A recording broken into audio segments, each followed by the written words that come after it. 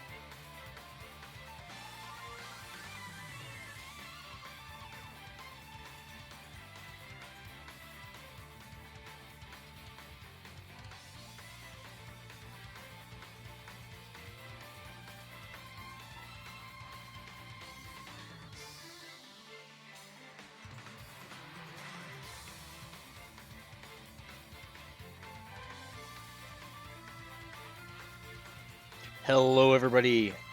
It is Acrophobic here today as your streamer. I hope you guys are ready for the tournament. We've got a smaller tournament today. First up, we're going to have W and JD. So, get ready for that. We've got about I've got a bunch of DQs today, unfortunately. But still a decent handful of players today. Hope you guys are ready for that, and I hope you enjoy.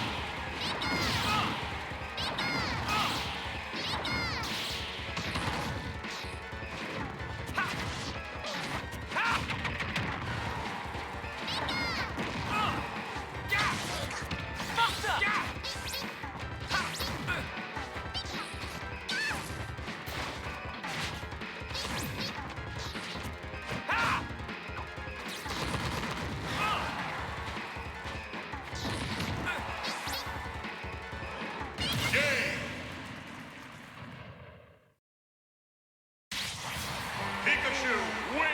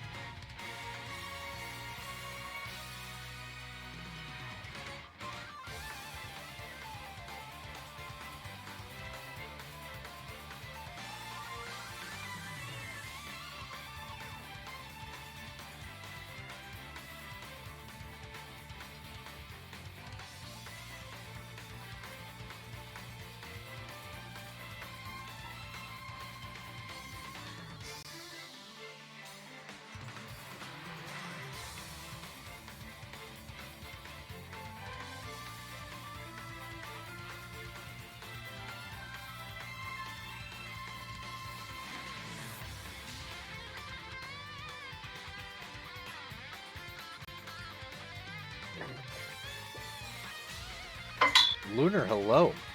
How are you doing today?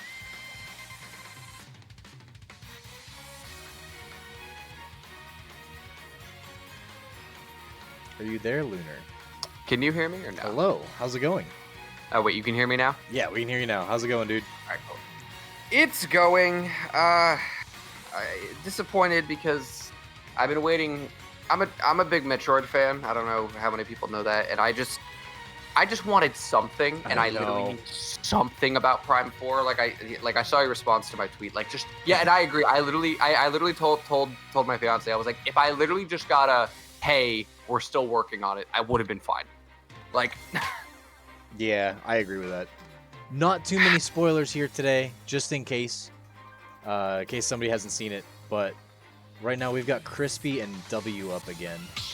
I do have to say though, and I feel like if you haven't seen it at this point, you're living under a rock. super excited though for Splatoon 3. I'm a big Splatoon fan. Yes, that was fantastic. That was very cool. Yeah, I'm excited for it. I am as well. Couple things that were released that I liked that weren't exclusive were Fall Guys was released for Switch now, so that's pretty cool. Fall Guys was released, and you know what's weird? We get a bunch of. Are we about to start here? Yeah, we are. All right, we'll talk about that after then. All right, so where in the bracket are we? We are at winners semis now. Winners semis. Oh, Crispy made it to winners semis. Good stuff, man. And Will get you. All right. Yeah, we have a very small bracket today, so we only started in round 1. Round 2 was quarters, so. Okay. All right. So Zelda Pikachu. This is some custom shield pressure here. I can't imagine that, unless Will's gonna keep screwing up like that, I can't imagine that this is a fun matchup for Zelda whatsoever. Yeah, I'd imagine it's not a very good one. Yeah, for reasons like that. The only thing I could think is that if the Pikachu gets a little bit lazy, Zelda can kill you. I will say that. Oh, yeah. Zelda can kill you if you get lazy, so that That might be the big thing here. Will definitely not off exactly just like that. One bad attack on shield, and you will get hit with up the out of shield from Zelda. Very potent if they can connect it. The biggest issues that Zelda has is she's just outsped by Pikachu like, at least 2 or 3 times.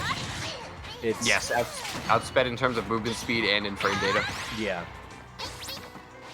Are you just to check? Are you unmuted this time? I am unmuted this time. Yes. Oh, that was such an unfortunate time. Yes, it was. I have more technical difficulties over here than I do at my own channel. It's frustrating. Ooh, that's rough.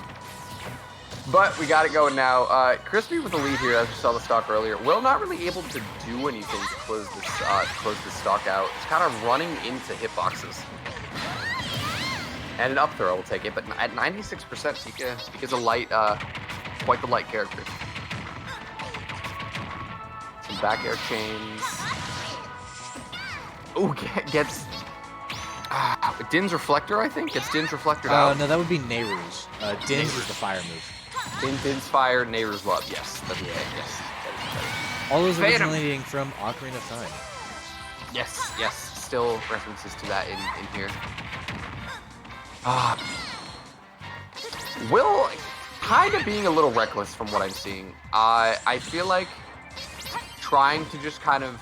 I feel like right now Will is not giving not necessarily Crispy respect, but the character respect. I feel like Will is trying too hard to just kind of say I'm the better character, and is not really respecting a lot of Zelda's options.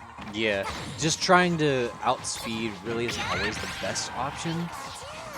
Sometimes outspeeding is just easy to do. Like if you're going against Ganondorf, there's no reason to not just go for it as Pikachu, I guess. But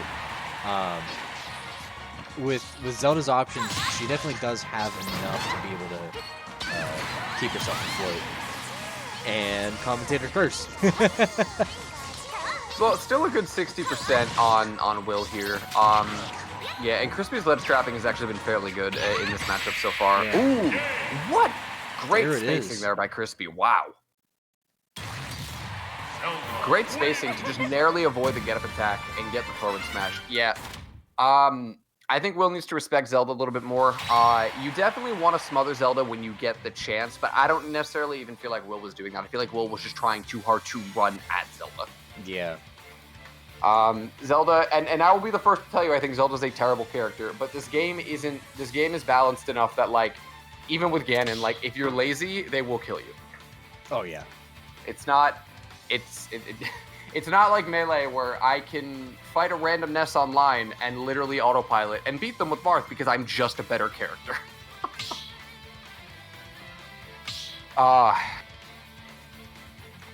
Melee. Dude, I can't wait until we're also streaming Melee here. It would be fantastic. Yeah, that'll be exciting. Do you guys have plans for that in the future?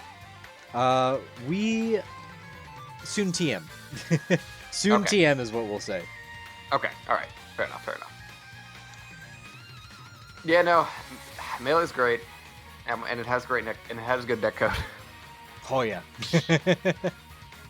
So that's I've been playing Robbers of Aether though, which they're getting rollback. We don't know when, but they're working on it. Ooh, that's pretty good. Yes, I love that game. All right, so Will's counter pick. It's gonna be Battlefield. Interesting. A bigger stage than PS2. People actually think that PS2 is a big stage, and it is in terms of the actual stage size and its side blast zones. But it actually has the same exact ceiling height as FD. Which is smaller than Battlefield, correct? Yes. Battlefield is quite a big stage. Yeah. Which is it's very deceiving, where it's small platforms, huge blast zones. Yes, for sure. That's definitely Battlefield for you. Yeah, like if you go into the training mode, you can actually see they show you the ceiling heights of FD and Battlefield, and most stages in the game actually, not all of them, of course, because there are some crazy ones like Palutena's Temple and all that, but most stages in the game, especially the ones we play on, they don't actually differ too much, if at all, from Battlefield or FD height. Huh. Interesting. Yeah, I did a lot of testing with kill confirms on Greninja, down tilt, up smash on different stages, and I noticed that, like, there's a handful of them where it doesn't matter. It was like FD, PS2, Yoshi's Lilat, like, The same exact. They all killed at the exact same percent ever, like on those stages, and lived to slightly higher. It was about a 4% difference. Is what it was. Yeah, we need to start a petition for Northern Cave because it's a pretty good, interesting stage that I think is very good for something just to change up the meta right now. I agree. I think Northern Cave is also a good stage. After getting to play on it a little bit offline a couple weekends ago, I actually really like it. I actually think it's really good. Yeah, it's honestly one of my favorite stages at this point.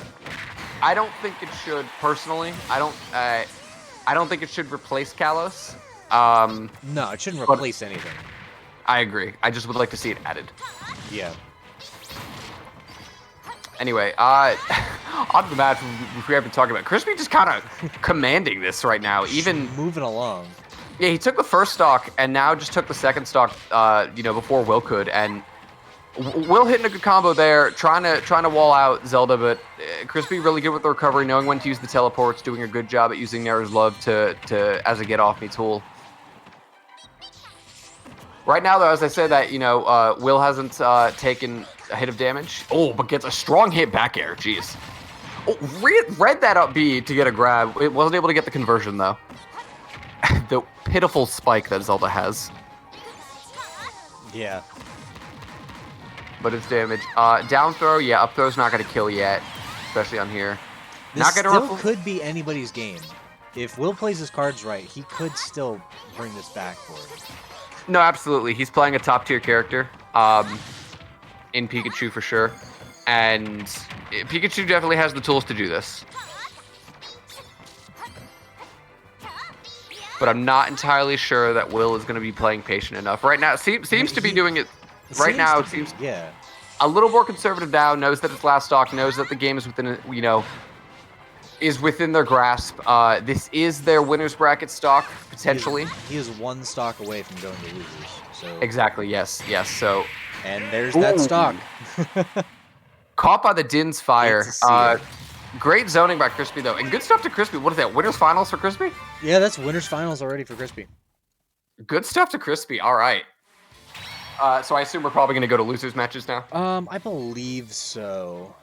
I don't know if anyone's open to actually do any losers matches right now, unfortunately. Yeah. Sad that Squatch can't be here. He said he had to sit out last week, so I didn't commentate last week, but when he said it this week, I was like, I'm not gonna not do it a second week. Yeah, because I'm always here and raring and willing to try to stumble over my words. Absolutely. I'm still learning myself. Yeah. I just enjoy it. I like my biggest issue with the commentating Smash in general is that I just don't have the knowledge of the game. Yeah, that's understandable. Oh, we're in 3 out of 5, right. Are we? That would make sense. We are in 3 out of 5. It's top 8, yes. Yeah, this is top 8. That would make sense. Yeah, Smash knowledge is like I've been playing Smash since I was like 6, so I'm very familiar with the franchise. I mean, I've been playing it since I was young too. I'm just not as familiar in the frame data sense and stuff like that. Oh, I found competitive Smash back in like I did not. I found it back in like 07. It was in Smash 4 days when I found it, and I gravitated more to Melee. Yeah, I found it in Melee. I felt like when Melee was still the game, I found competitive Smash. Brawl came out shortly after. Followed it all from there. So I've been, I'm old. Yeah. Part of my issue was that I was I was born and raised here in Pittsburgh, but I moved to Central Florida, Orlando area for college. And while I was there, trying to learn Melee in an area like that, it's either a huge boon or a huge bane. And, yeah, I was gonna say you going to Florida trying to play Melee.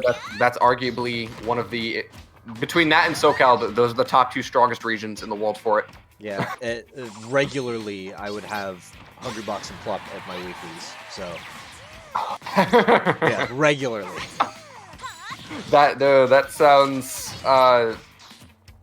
that sounds pretty love and hate, not gonna lie. Yeah. Awesome, top players. Awesome, top players. Exactly. Anyways, Will's not ahead anymore in stocks, but yeah, Will so I think Will played a lot better that last stock of game 2. So probably feeling like, hey, it wasn't really an issue with the stage. I just kind of need to tighten up my gameplay a little bit here. You know, I don't know. I've commentated a few of their matches now since I've started commentating again, but I don't really know, you know, who Will is. I don't really know like what their experience is like and everything. So I don't really know how much experience they have against like a competent Zelda. Yeah, neither do I. I've seen a couple of their matches because we've streamed Will's matches here before. Yes, yes, I've commentated a few of them. I'm not entirely sure where he stacks up against the rest of PGH.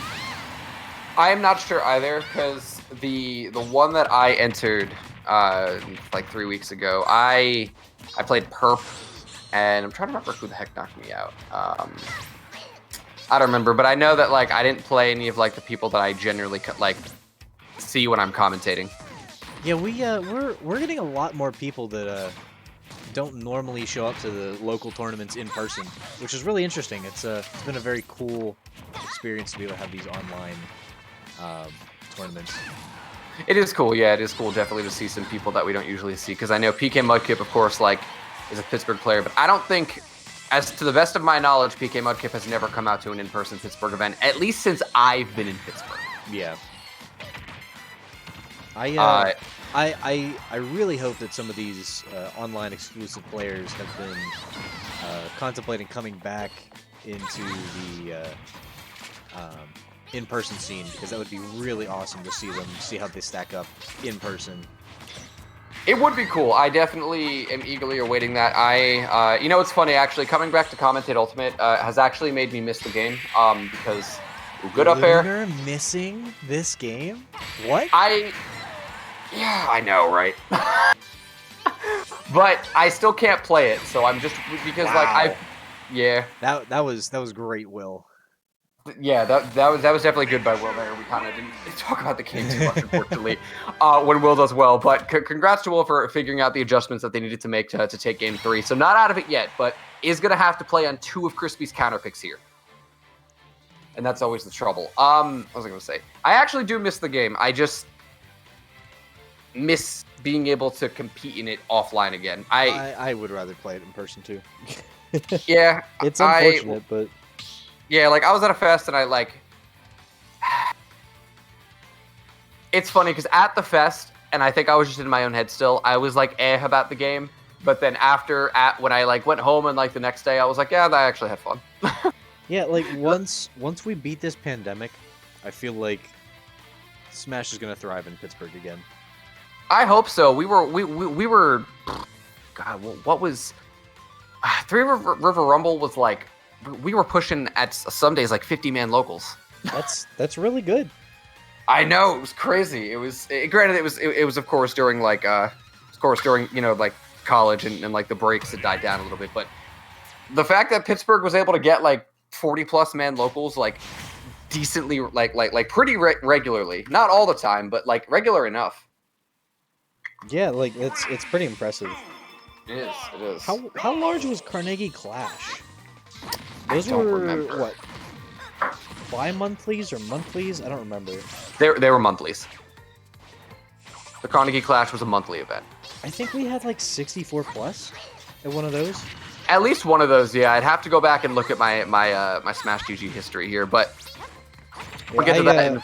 I know that us at SMAK ended up streaming 2 and 3. I'm not sure about 1.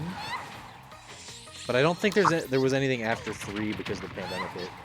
Yes, that's pretty much what it was, unfortunately. Yeah. But in the meantime, here we have Crispy's counterpick is Smashville. I don't know Zelda that much. I don't know what exactly. Oh, that looked like a little teabag there. All right. All right, Crispy, talk to him, I guess. But so my thought process here, just thinking about Zelda's moveset, I would think that you want to control the middle platform with Phantom. Phantom is going to be able to reach that middle platform. and it's not really going to let, kind of like that. You're going to be able to stand under it or slightly away from it and not let them approach from it. So that's kind of my thought process as to why Crispy would pick Smashville here. Doesn't really give Pika the room. Not that Pika necessarily wants to. I think Pika does want to smother Zelda when they get the chance, but doesn't give Pika the room to kind of set up a projectile game if they so feel like it. And went for a falling nair. Sorry, real quick. Went for a falling nair in that Din's Fire. You would have lost that. I don't know what that was about. Anyway. I feel like Pikachu really has to be careful with setting up the projectile game because Nehru Love can just reflect that stuff. And yes. He could use that to his advantage to try to bait out a Nehru's Love and then go in for the kill after a Nehru's Love. But well, that's the great thing about T-Jolt. T-Jolt's a very good tool. Ooh, what good coverage! T-Jolt's a very good tool for it's a confirm tool. It's a conditioning tool. It's a zoning tool. It's a very versatile tool. Yeah, it's a very good tool for Pikachu to have. Crispy right now, though, I mean, only 16, 25, 39. Not too much percent on Will currently, but, and, you know, Crispy could definitely die here at any moment, but it seems to, has had control of the set. I would have liked to see Crispy dip a little bit lower there. I don't know why they tried to be it parallel to the stage. I get it, it's online, it's kind of hard to aim, and maybe they were going for, like, a lower sweet spot, but not really sure what that was. 82% though, Pika is light, so it's not going to be easy. It's not going to be easy for Will to make this comeback unless they make something big happen here. Almost dies to that F smash. Oh, that was a good fake out. Was a good fake out. I think Crispy, it doesn't matter because they still have stage control, but I think committed a little bit too hard to going to the right over there. But wasn't true. Ooh, okay. Tried to go for option coverage. There it is, and Crispy takes to winners finals. Now, a couple things about that. Again, I don't know anything about Will as a player and their experience. Will seemed a little lost in the matchup, and I also understand that like Zelda in general is an annoying character to fight, and I know that online especially she's annoying. But I feel like Will wasn't too familiar with how to fight a Zelda there. We don't really see very many Zeldas in Pittsburgh besides Crispy. Besides Crispy, so it's very hard to gauge that judgment for who you are gonna want to play as and stuff like that. It is, and there's also, to be fair, as far as like Ultimate as the player base goes, there are not many Zeldas like in general. Very unpopular character. I honestly have been playing a little bit of Zelda in Melee lately, just for some giggles. I'll go against Squatch, and I think his Spaceys I take out real easily. I go 1-1 on Captain, and I just get obliterated with Puff. What was I gonna say for XJ9? That's funny. So we're gonna have Winter Shorts and Crass up today. Winter Shorts with the hell is the name of that show?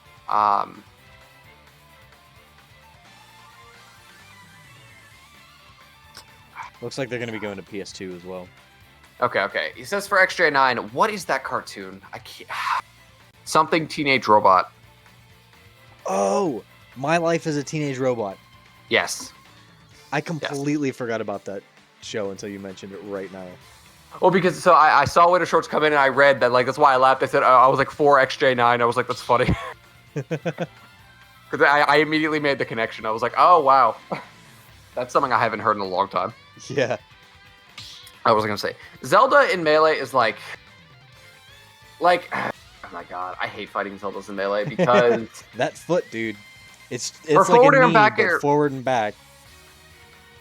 Yeah, because she will kill you in that game if you're not careful and don't know what you're doing. There was... I don't know that he plays much anymore. There was a Pittsburgh Melee player who played Zelda. He also played Marth and Falco, but His tag was the Lake. I don't know if you know the Lake. No, I don't. But very cool guy. I've hung out with him on several occasions. Super cool dude. I remember the first time I ever fought him, and he picked Zelda against me. I was like, "What is going on?" Like I was like, I have no idea. I just kept getting forward and back air left and right because he was just calling out every approach I did, and I was like, I don't know what to do against this character. It's a great damage tool, and it's a great kill tool. Yes, really great. You can kill it very easily. Winter Short's playing Pikachu. Interesting. And Crass with Terry. I don't know who Crass is. Winter Short's on Pikachu and not... I know Winter Short's for Yoshi. Yeah, I could have swore Winter Shorts was a Yoshi player. Maybe they're going for something different online. Could be an online thing. It's weird though. I tried to find an online character, quote unquote, a while back and tried Pikachu, and I was like, this ain't it.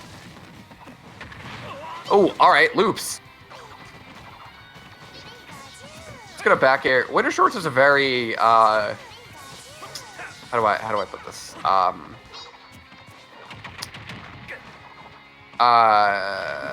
Crackhead style of play. And I'm not the only one to have said that. He just kind of does things, and like he's a good player. He's very smart, but he just kind of does things. I am speed. Kinda, yeah. Like, so I'm interested to see. Maybe they found something out with Pikachu that they liked, and we might be seeing here against a Terry. The only Terry in Pittsburgh that I can think of off the top of my head has been Squatch. As far as seriously maining the character, yeah, I know Alice has played Terry for a bit, and then I feel like I'm missing one other person who played Terry for a little bit, but no one really stuck with Terry. Yeah, I played Terry a little bit, but I don't play the game very well, so I'm not a good judge for that. He's interesting. Calls out the roll with the forward smash. All right. I assume this is this the other side of winter semis, or is this losers? This is the other side, yes. Okay. Still winter semi. Yeah. Okay. So whoever wins this is gonna fight Crispy in winners finals. Oh, good charge up B there. Good jab into charge up B to get that kill. I imagine Terry is gonna get comboed pretty hard by Pika here. It's actually funny. Squatch plays both these characters, and he's not here. I imagine though that Terry is gonna have a hard time both getting in on Pikachu and is going to get comboed by Pikachu and edge guarded pretty easily. I actually don't see this as a good matchup for Terry whatsoever. I think if you can get some combos like that, you can get some damage and some killing, but I feel like you're going to need some hard... If the Pikachu knows what to look for, I feel like you're going to need some hard callouts to get the kills as Terry. Yeah, with Pikachu being such a small hitbox, I feel like Terry's going to really struggle with that. Mm-hmm. Goes out there for the back air. Yeah, that's going to do it. Pikachu having the recovery to afford to just kind of go out there and chase you for an edge guard like that. Crash doing a really good job at playing the ground game, and I can appreciate that. But they have to make something happen here. They're not really doing.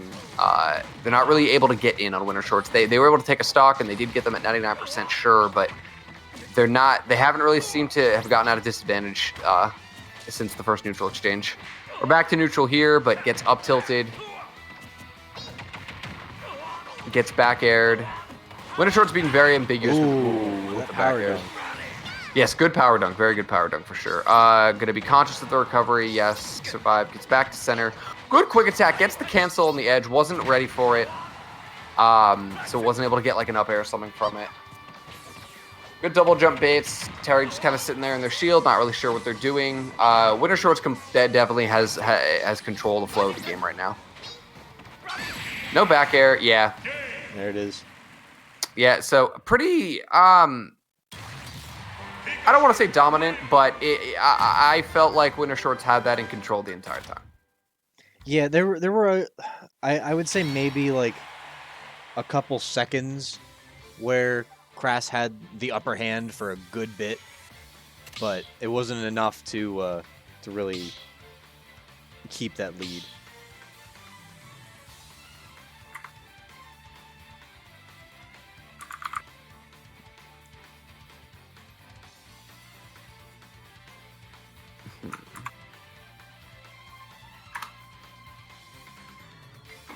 Alright, do you know what the counter pick is?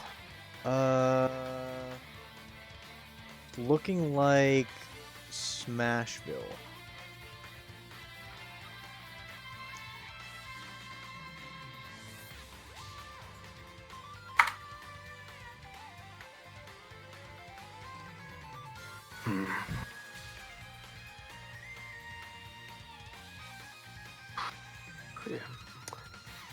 Whenever offline comes back, I would like to play again. I've been very into Rivals though lately.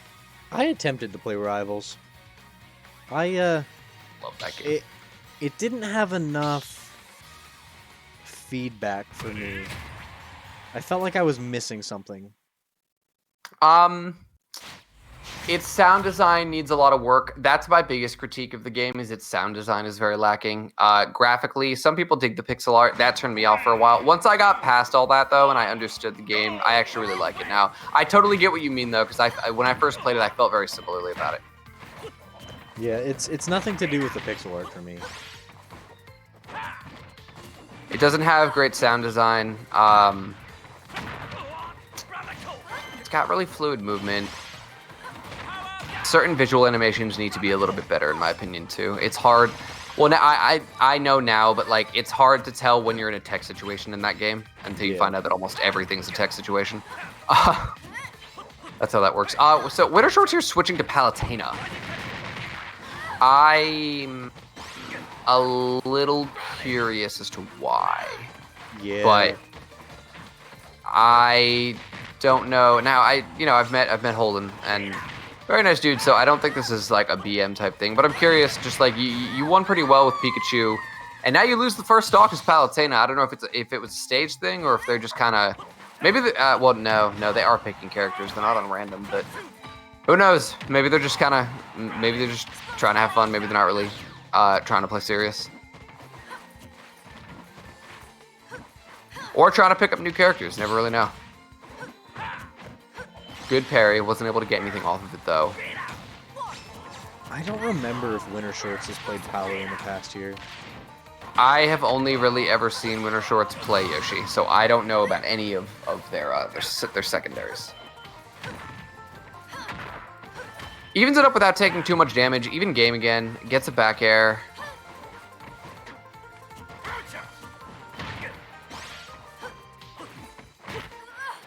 Grab, double forward air, isn't able to connect the second one, gets the back air, second back air. Terry's out of options, down tilt, forward air.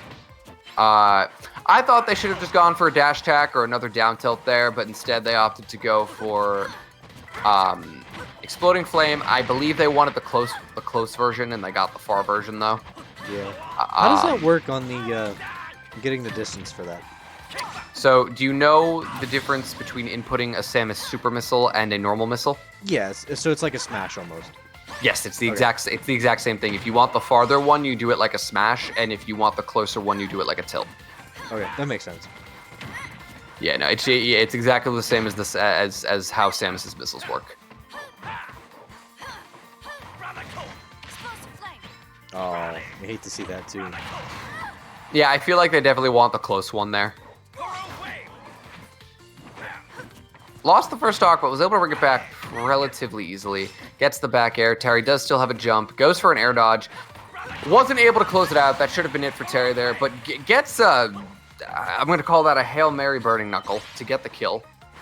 Because I don't think there was really a reason to Burning Knuckle there, to be completely honest. But it worked out. So, in the wise words of Mango, if it worked, it was the right decision. There you go.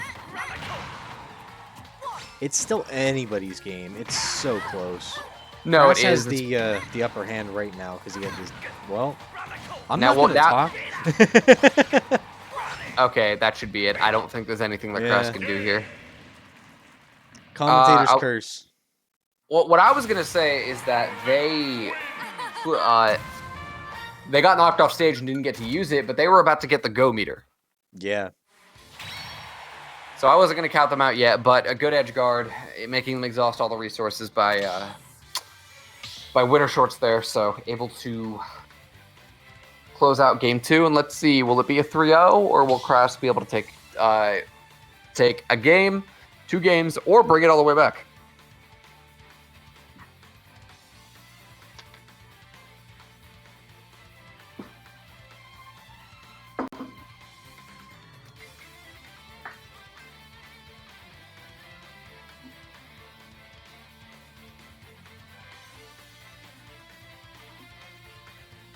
I would like for them. Unova is legal for this, right? I believe. Yeah. I believe Yes, we're yes, doing it is. that. Yes. The amount of times I've had to remind people, because in the one tournament I entered, there was 2 people that one of them I picked Unova against, one of them I banned it against. Jeepers knocked me out. That team knocked me out. One of them I picked Unova against, one of them I banned Unova against. Both of them were like, "That's not legal," and I'm like, "Yo, check the rules." Yeah, because we run a slightly different rule set here, I believe, from most of Smash Ultimate, right? Or is it just unique here for Pittsburgh? There are. Okay, so like I'm originally from New Jersey. Sonic. Okay, I'm originally from New Jersey. And there were certain parts of Tri-State at the time that were using Unova. Some were, some weren't. I don't know that we ever even reached a universal rule set before COVID. Because usually after a while, because even majors had different rule sets depending on the major, slight variations, but not like, slight stage list variations, nothing major. But even certain majors had different ones. So I don't ever think we reached a consensus on like this is just going to be the standard stage list that we use, just like we have for every other Smash game. Yeah, and with more stages coming out per character, it's going to change it up every time. And like when they added Small Battlefield, that really shook up some of the rule sets for certain areas too. That did shake things up, and I'm certain that Pyro and Mythra are going to shake things up even more. Oh yeah, I'm interested. I'm very interested. So did you play Xenoblade Chronicles 2? I did, and I played it after I played the first game. So it's funny. I also played Xenoblade Chronicles 2, but before the first game. I played Xenoblade Chronicles 2 first. Oh, interesting. I got it. I got a Switch. When I first got a Switch, I just needed games. It was one of the ones that my dad got for me when he got me my Switch. Mm-hmm. Didn't play it for years. Randomly was bored, and I was like, you know what? Let me actually play this game. Ended up really, really liking it. It's a decent game. It's not the same for like. It's a very good mediary between like somebody who doesn't play action or only plays action games and people who only play RPGs. It's a good mediary between the two. And like it's not necessarily like baby's first RPG, but definitely does help get into the RPG genre.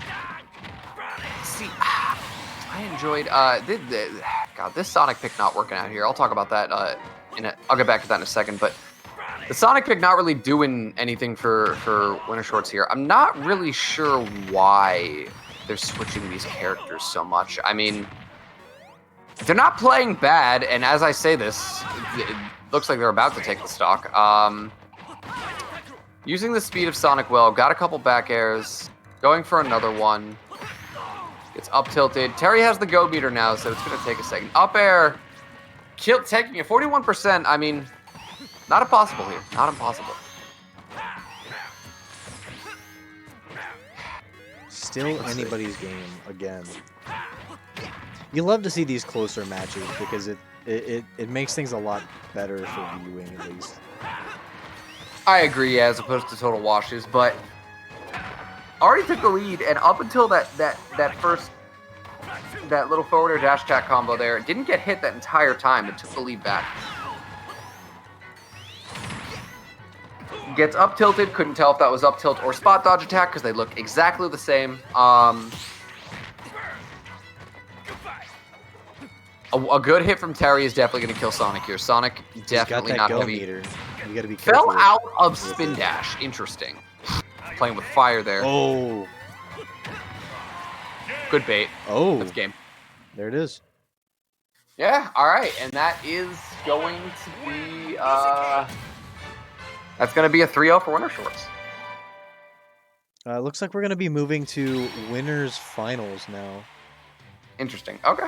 With Winter Shorts is going to stay here. You're going to wait for Crispy. And Crispy will be up, yeah. Nice. So what I was saying before, though, as far as like Xenoblade Chronicles 2 goes, so I did get Xenoblade Definitive Edition, and everyone talks up, and I have to play more of it, and I'm aware of that, but everyone talks up Xenoblade 1 and how good it is, and I'm not saying it's not, it's just that, like, I don't know. Something about Xenoblade 2 hooked me a lot quicker and faster than Xenoblade 1 did. I played a good bit of Xenoblade 1, and I didn't get too deep into it, but I just remember playing that game, and for me personally, kind of being like, when is this supposed to get interesting? Like, I just kind of felt like it was dull. Yeah, that's understandable. For me, it wasn't until, like, the high Entia section of the game where it started to really capture me. But everything afterward ended up being fantastic. There's a lot of slow build up in that game. And that's what it seems like, yeah. I'm not sure how far you are, but I do Not urge very. you to keep going. I will at some point. Right now, I've currently been streaming. I've been replaying Metroid Prime 1 through 3. I'm still in the first game. I've been streaming my playthroughs of that. Did you know there is a randomizer for all 3 of them? I did know that. I did know that, actually. That I kind of want to play through them again, through the Metroid Prime trilogy, and attempt to do the randomizers, because I play a lot of Ocarina of Time and Legend of Zelda randomizers on my channel, and it's been a lot of fun. I'm not sure how my audience would do, because I'm mostly doing Zelda related content, but I'm really interested in doing that. I don't really know that I have an audience per se. I get viewers when I get and by a decent bit I mean like somewhere in the single digits, but like I get some when I do Melee and when I do Rivals, but not really much when I do anything else. I get a couple people here and there for Metroid Prime, but not much. Prime 1 is my favorite of the 3. I love the trilogy. Prime 1 is a game that I would consider speedrunning if I got into that. Mm-hmm. It's actually funny. I have watched so many speedruns of that game. I realized when I was playing through it, I was like, I actually don't know how to play Prime 1 without sequence breaking anymore. I just don't. That's how I feel about some places in Majora's Mask. I primarily play Majora's Mask on my channel, and Snowhead Temple, like the second dungeon. I don't know how to do that vanilla anymore. Same, yeah, no, like it's super crazy. I land on Talon Overworld in Metroid Prime 1, and I immediately go and do like the space jump boot, like kind of hack where like, or not hack, but like that sequence break where you get that immediately. And I get that, and then because of that, like that's how I play the game. So there's so many areas where I'm just like, I just get through this like this, when like in reality I probably wasn't supposed to do this yet, but I'm just like, I do not know how to vanilla play that game anymore. I'm here. Yeah, I'm just like, cool, here we are. I got Ice Beam a lot earlier because I just know a lot of like little weird things about that game. I love Prime 1 so much. I've been looking into maybe starting doing some Majora's Mask speedrunning, because I really enjoy that game. The controls for that game compared to Ocarina of Time, they on the very surface they look like they're the same control wise, but Majora's Mask is like looser in a way. It's not as rigid, because like the Ocarina of Time's controls are actually very rigid compared to the creativity you can get with Majora's Mask. Like there's one section in Pirate's Fortress, which is where you're like collecting eggs to get another song to get to the third dungeon. There's a place there where you can like do a backflip and land by grabbing the ledge of a ledge underneath you, which you could not do that in Ocarina of Time because it's a set distance backward. Oh, interesting. Yeah, it's a lot looser because you get to actually move while you're in the air. So that is interesting. There's something similar to that in not like that there was a more rigid control scheme for one, but in Prime 1 and in later versions they actually took this out. So you scan things in there. You have a scan visor, and there's a technique called scan dashing. And that's actually how you get the space jump boots in the beginning. So the way that it works is if you lock onto something, whether you can do this normally, like if you lock on them like for battle, but by scanning, if you scan something and like you do this quick enough, because then it'll scan and then you can't do it. You can actually dash to the left or right. And the way that Prime works is that your Samus's speed actually does not cap out when she moves side to side. When she faces forward or back, Then there is like when you jump, she will only go so fast before she decelerates, but she will only accelerate side to side. There's actually no cap on the speed, so a lot of the speed running is using the scan dash to make these jumps that just should be impossible, but because of the way that works, they're not. Interesting. Yes. I wonder if that has anything to do with certain things in logic for Metroid Prime's randomizer.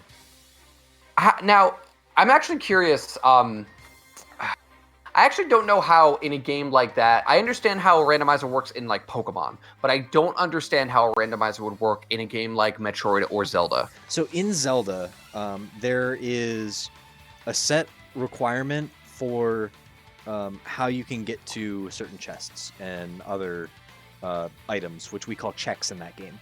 So, yeah. Say there's a heart piece just sitting out in the middle, like Clock Town, the first chest or first heart piece.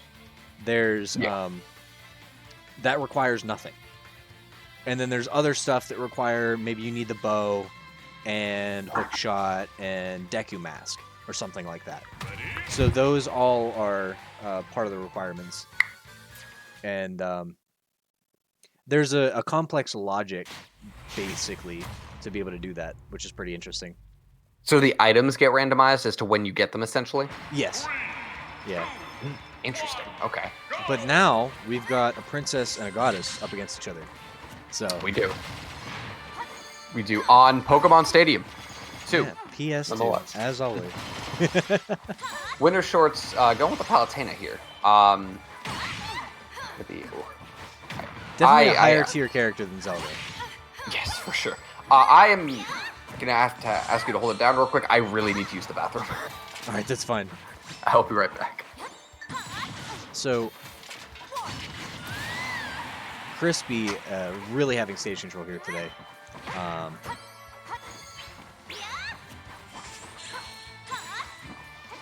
I feel like Crispy's probably going to be continuing to really get this stage control. He's far enough ahead that I'd say he has a decent lead. But Winter Shorts can definitely come back around at some point. Just because like the control that he has over Palutena really is decent.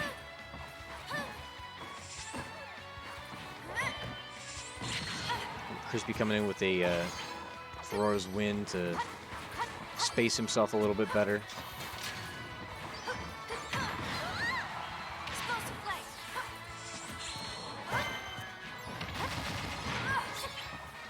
Ooh. That foot's not as powerful as it is in Melee, so...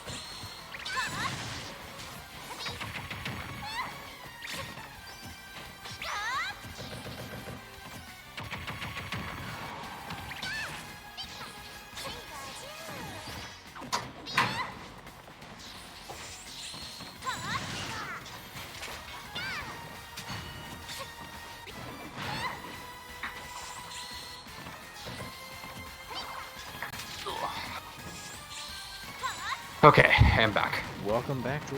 Hello. Alrighty, so what's the game count? It is currently 1-0 winner shorts. Alright, and back to the Pika. Alright, so we've seen Pika and Palutena twice, so it seems like there is some type of method to the madness of the characters winner shorts is picking ill-advised side B there, as Phantom's going to be able to just quickly take that out. And Crispy did already fight a Pikachu today. That being said, this Pikachu does have different tactics compared to W. So, just because you fought one character today doesn't mean you've necessarily fought them all, you know what I mean? No, absolutely, absolutely. Different playstyles for sure exist, and people will approach the game differently, even through the lens of the same character. Exactly.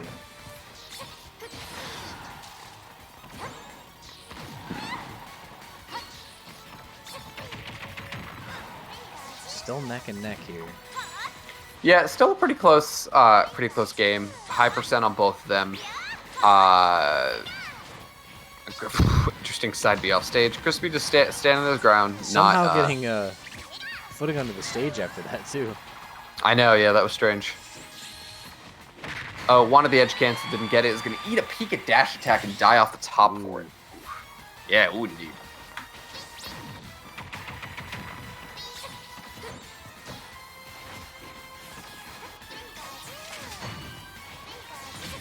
I love how Phantom just eats projectiles. It itself is a projectile. True, that would make sense. It can be be reflected and more hilariously pocketed.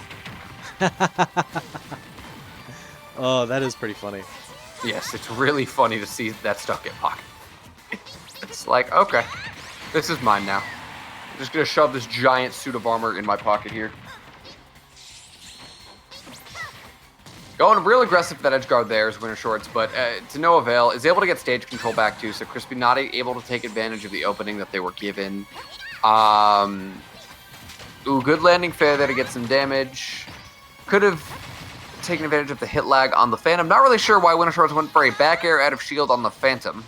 Maybe trying to catch an aggressive approach in from Crispy. Ooh, good distance on the up B, good fake out. It wasn't able to, or rather, did not get too much of damage, but ooh, right into them and a call out there. So that is 2-0 winner shorts so far.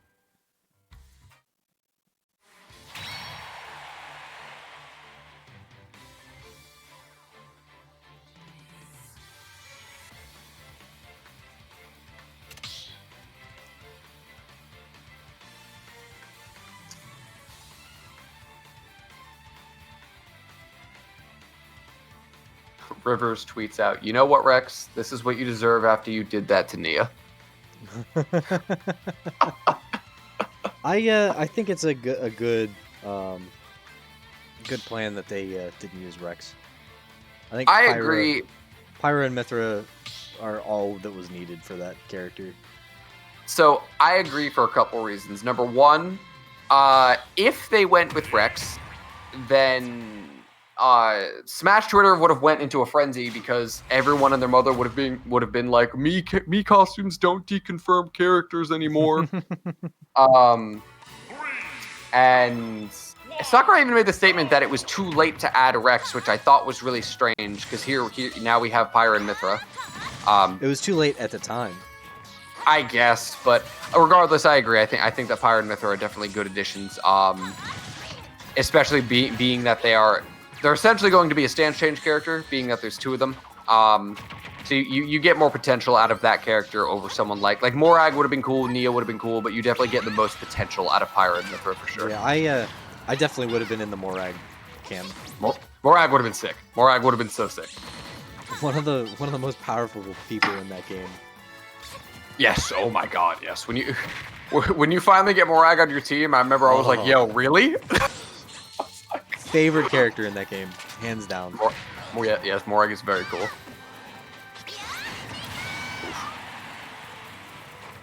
Crispy with an early lead. Smashville worked out for him last time in this matchup, so trying to make it work for him again. So far, he's doing pretty good. He's got the upper edge and stage control.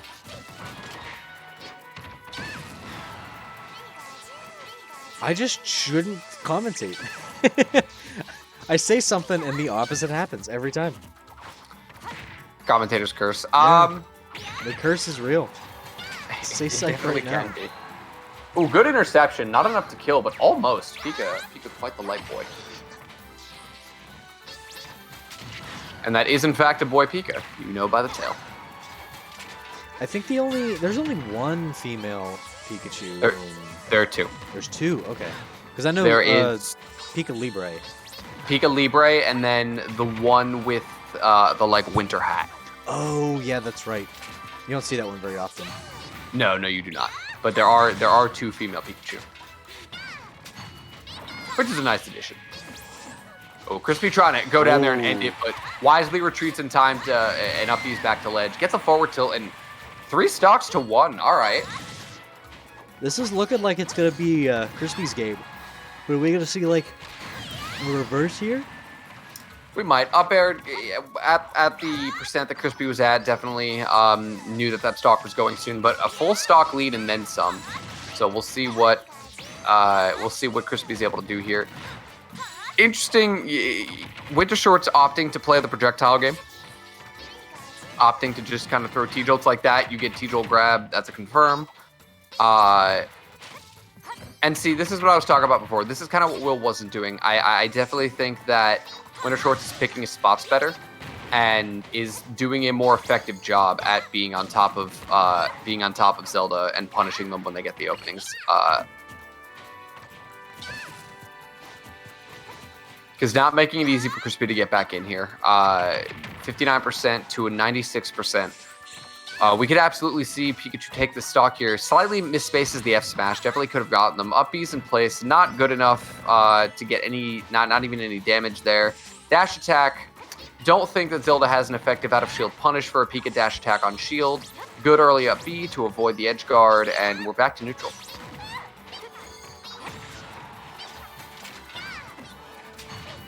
Not in a good spot here for Winter Shorts. Well spaced up B to take back center stage and avoid the Phantom, but a dash attack read on the roll and gets the roll to the right too, so gets bad DI and dies early for it. Nice. That was a good one. So that I just tried 2-1. Still up on Winter Shorts. Yes, still up on Winter Shorts. That's my strategy for commentary is kind of observe what's happening. A commentator's curse is inevitable. It happens more often than commentator's blessing. Sadly, commentator's blessing is quite the exact opposite. Oh wow, great stage control, and they got the stock. Awesome. But no, more often they're doing good, and they're dead. All right. And boom goes the dynamite. Yes. Crass, y'all ever just go 0-6 in games and finish and get 5th anyway? That's funny.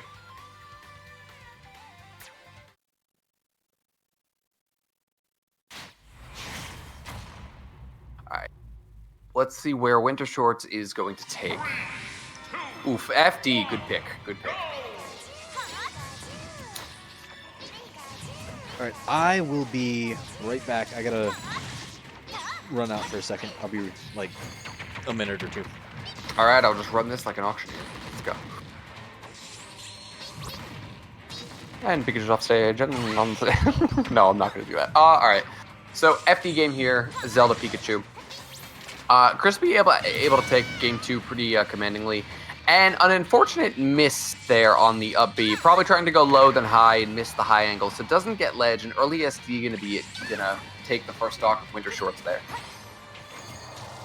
And we're not, so that's going to cut their life a little bit shorter on this stage. This is their counter pick too.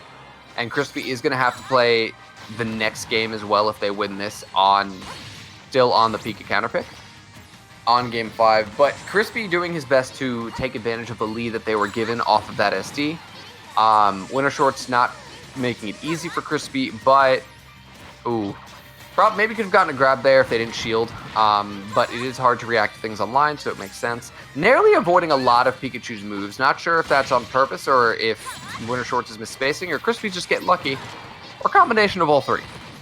Falling out of that, 2 fairs, second fair into jab, tried to hard read a roll in. I don't know if he's really been giving him that option. I think that was a weird option to try to call out. From what I've seen so far, I haven't really seen many panic rolls in from Crispy like that. So tries to go for a super hard read there. Doesn't get it. Just slightly doesn't get hit by the up B. Misses the loop though. Probably a little bit harder on a floaty character like Zelda. Gets an air to shield, doesn't connect though because they didn't drift back with it. So Crispy able to fall out of it. Hit them with Naru's Love. Tries to up B, but a very good fade back on the back air there from Winter Shorts to avoid that. But then gets grabbed and back thrown, and that's going to be the second stock of Winter Shorts. Only 31% on Crispy so far. Gets grabbed, doesn't connect the up air. Good patience on Crispy. Up B is in place, baits out the approach, and is able to counter it with the neutral B. Crispy in control of the game right now. Playing from the edge mostly, I'm noticing. It's kind of a comfortable spot for Zelda because you make it hard for the opponent to kind of get to you, but generally stage control is where you want to be in Smash. It's kind of the name of the game, if you get what I mean. But off stage, only 20%. Oh, actually got hit by that because it clashed with the T-Jolt first, and then it buffered the hit, made it last, and then essentially making it last longer. So not buffer, but it elongated the hitbox, so Winter Shorts actually got hit by up B when they weren't supposed to. Because what I was going to say was Winter Shorts doing a really good job of not taking damage here. And still is, aside from that small little blunder with the up B, at 58 to 108, and I mean, they're going to need to get this stock off without taking much percent if they want to take the game and, you know, sink their ticket to grands here. Because Crispy still has a whole other stock to work with. Crispy's got to get some more damage, though, and as I say, that gets the dash back forward smash. Calls out the side B with the up B, sets Din's fire just a little too low, gets a dash attack. Now, all of a sudden, things not looking good for Winter Shorts here. Winter Shorts potentially gonna have to do a game 5. Ooh, tried to call it out. Very risky up B from Winter Shorts, in my opinion, to go right at Zelda like that. Now, they did land behind, so maybe that's what they were aiming for. So maybe an up smash might have been the better call out there, and not a forward smash, but it's a guess either way, and Crispy took their guess. Wasn't able to get it, though. And now, last stock for Crispy, but very low percent, and Zelda doesn't really confirm kill you. Zelda really gets straight hits, and that's how Zelda wins and takes stocks. So Crispy's going to be looking for what they've been looking for all game, and Winter Shorts is going to have to make something happen here. Not picking their spots too crazily. I would back up, as they do, because that Phantom will kill Pikachu at this percent. Crispy not rushing anything. Doesn't have to. Good dash attack to punish the T-Jolt there. Just trying to catch approaches in like that with forward tilt. Winter Shorts kind of challenging options that Crispy is like ready to cover, but then Crispy doesn't cover them. So like Crispy did about 3 forward tilts in a row there earlier. From a distance where really only quick attack would hit, and Winter Shorts just says, okay, I'll give you the quick attack. And then Crispy not able to punish it. Good high up B there from Crispy. Able to land back on stage, get the double jump back. Gonna have to get past these T-Jolts. Is able to, calls the roll in, and game for Winter Shorts. Great play there from Winter Shorts to be able to clutch out game 4, not let it go to a game 5, and get their spot in grand finals. I think I said winners finals before, so that was my bad. But so we're gonna have Crispy waiting there in losers finals, and we're gonna have Winter Shorts waiting in grands. Also, hello, I'm back. We're gonna jump down to losers semis. And it's going to be W and Relic.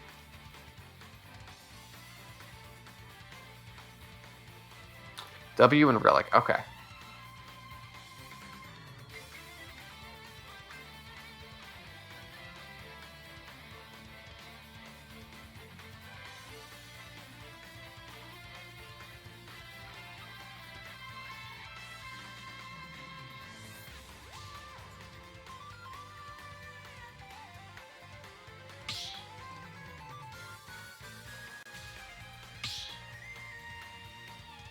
I've been busy all day, so I had to run and grab some food real quick.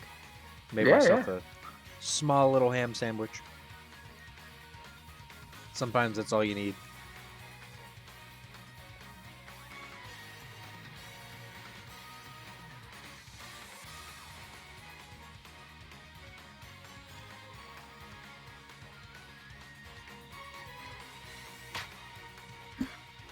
Oh, is this true? So it looks like Relic is in the Wow. first. So someone just pointed out on Twitter, I'm noticing, within the course of 6 years, and I guess 7, I guess it'll be, well, it depends on when it releases. But in the course of about 6 to 7 years, we have 3 Splatoon games. That's not bad. That's not a bad spread. Well, because Splatoon 1 released in May of 2015. Splatoon 2 released in July of 2017. So, but that's in part because the Switch released, and I guess they didn't want to just port the game over. They just made a new one instead. They could have been working on the new one from the beginning. That's true, because that's what happened with Ultimate. Smash 4 was essentially released, and they were like, cool, work on Ultimate. Yeah. I don't know if they'd be working on another game right now. I feel like they're working too hard on the DLC to be able to be working on another game. No, for Ultimate, they're most likely not working on another game. I don't think we're going to get a new Smash game for quite some time. Like, quite some time. Both with, I think, just the Switch as a system and with Smash Ultimate, both of those games, both the system and that game specifically, I think that they were thinking very long term. Yeah. Hopefully they're working on rollback. Doubt it because Bandai Namco. Honestly, I'm being a little sarcastic about it.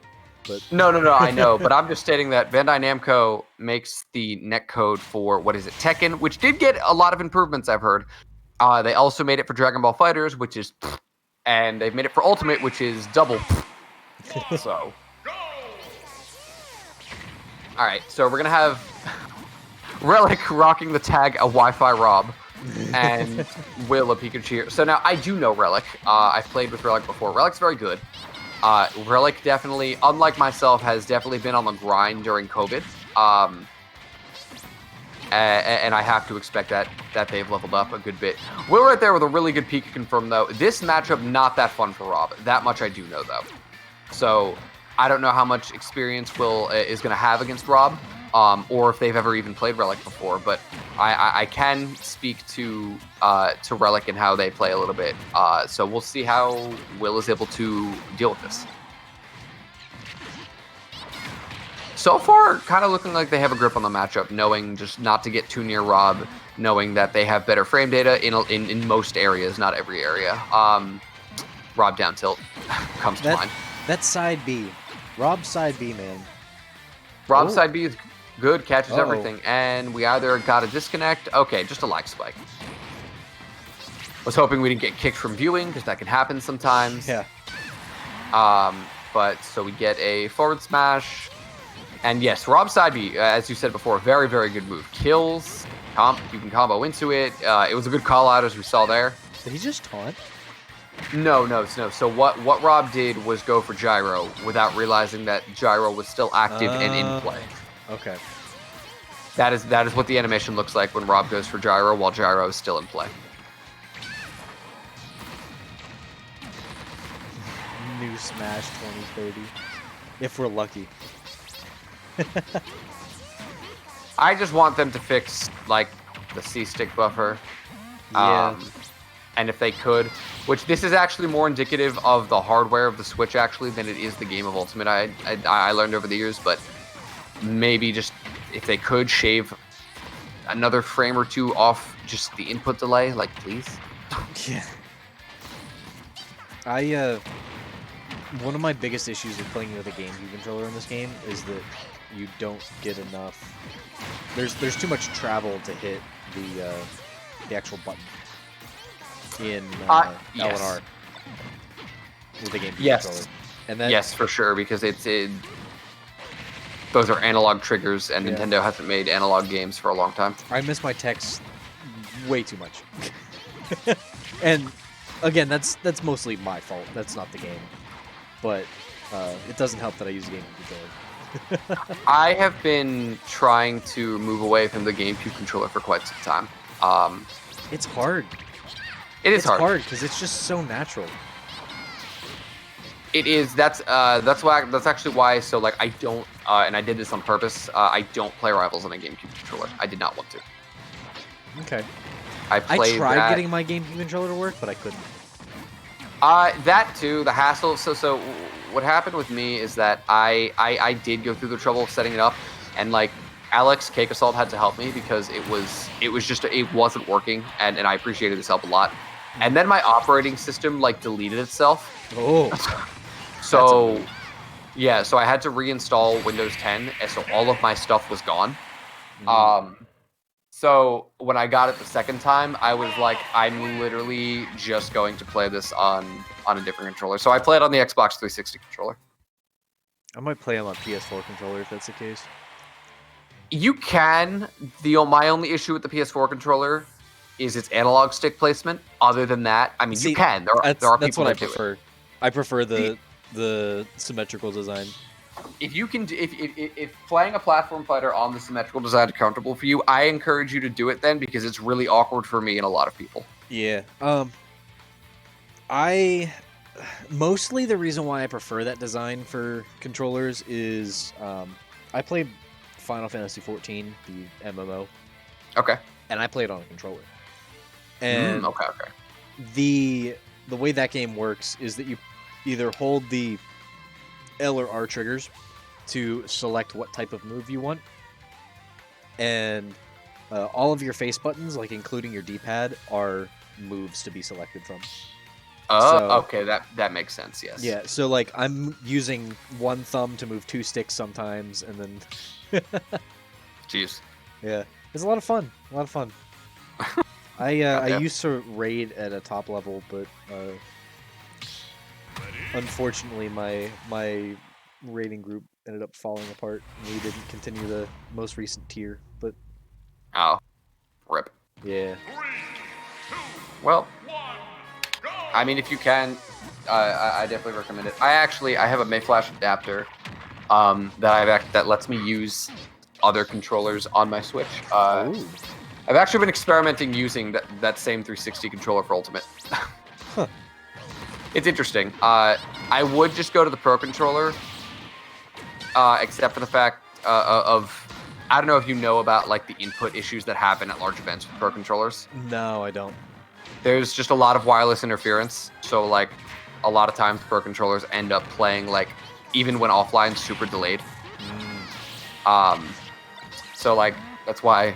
So I was just like, well, because I actually love the Switch Pro controller, and I have a wired one, but it doesn't dash really well. I don't know why, but I really like the 360 one, so I might switch to that. I might there play was a Smash time. with an Xbox controller. Oh, you guys are gonna cringe over this one. There was a time I have a Hyperkin adapter for the Nintendo 64 controller. Nice. I was playing Smash Ultimate on an N64 controller. That's It was. I honestly wasn't doing much different, which was pretty interesting, but still pretty gross. Do the yellow buttons act as a C stick, or do they just act as buttons? I ended up making the jump button because there really wasn't much to be able to jump very well with. Yeah, with only A and B. Yeah. And a terrible analog stick. Yeah. I do have one of those Hori pads coming in eventually at some point. I use a Nintendo 64 controller every day, so it's just a controller that I'm used to nowadays. Are you talking about the more compact ones that use the GameCube analog stick? Yeah, the small ones. Yes, yeah, I've seen those actually. They look really good actually. A lot of the Smash 64 players use that controller. Use them. I actually have heard that. Yes. Because I have to imagine it's just so much better. Yeah. And you don't have to worry about the controller being super loose, which is a huge issue with the N64 controller. Oh, I bet. God, I could talk about controllers forever, dear lord. Same here. I love game controllers. We can talk about that more later. I believe Relic won the one game one. So Yes, Relic did Yes. win game 1. yes. So now we have Will with a stock lead here. Small battlefield was the counter pick. Not gonna let Rob set up the zoning game nearly as well here. Yeah. Try to maybe not let them move around nearly as much. Go.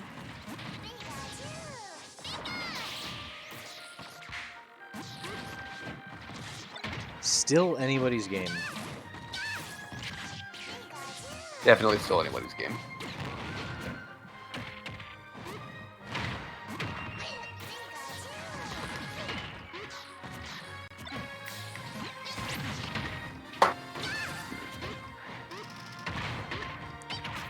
Gonna get the up tilt. Gonna back air out of that combo. Interesting. Will did have a good lead here, but Relic was able to bring it back, and now Relic's actually in the lead. So we're gonna see. Tries to get a little cheeky down tilt, down smash there. Doesn't get the trip or miss tech off of it though. So Will is able to shield and get out of that situation. Good cross up, gets the dash attack. Oh, I think they wanted a double jump before that back air. I think they wanted to go back on stage with a double jump back air. Aries it, doesn't misses the dash though, isn't able to get the jab punish. Lands with the nair, Rob nair, very, very big. Very, very big. Oh. Sniped, not dead though. Great DI. Oh, he said, all right, I'll just do it again. Snipe. Double snipe. Relic looked at the camera and said, "Frickin' do it again. Do it again, I dare you." Do it again." Nice, nice. All right, 2-0 for Relic here. Something I wanted to say before actually. So I got the brand new Xbox controller for the new Xbox Series X. Mm-hmm. I just got the controller, and actually it took me a while to Xbox controllers are really. Oh yeah, okay. They're really awkward in the hands for the most part, in my opinion. And yeah, I agree with that. And I actually don't know why it's like that at all. Anyway, that developed drift, so I sent it back to Microsoft to get a replacement. Oh boy, that was awful. Yeah, it developed really bad downward drift. So then I had this old 360 controller that I started using, and I actually just I held it and I was like, this is actually incredibly comfortable. I was like, why did they ever move away from And granted, the Xbox controllers don't change that much. They haven't since the 360. I get that, but they've made enough changes for me to realize I picked up the 360 controller and I was like, wow, this is actually incredibly comfortable. Why the hell did they not stick with this shape? Yeah, and Sony did the same thing where they basically stayed with the same design. I'm not sure if they really stayed with it for the PS5. I haven't had a chance to hold the PS5. I haven't had the chance to hold it yet, but it definitely looks like for them a very big change for them. Yeah. I mean, the PS4 just slightly design-wise was different, but it felt the same. Felt more ergonomic, but the same. See, you know what I actually like about the PS4 controller? I have a PS2 controller upstairs, and I held both one time. And the PS4 controller, because the handles are more rounded and not flat, it just kind of fills out your hands better. Yeah, I definitely agree with that. The PlayStation 2 controllers, and by extension 3, because they were the same, yes, they weren't really as full, I guess. No, they weren't.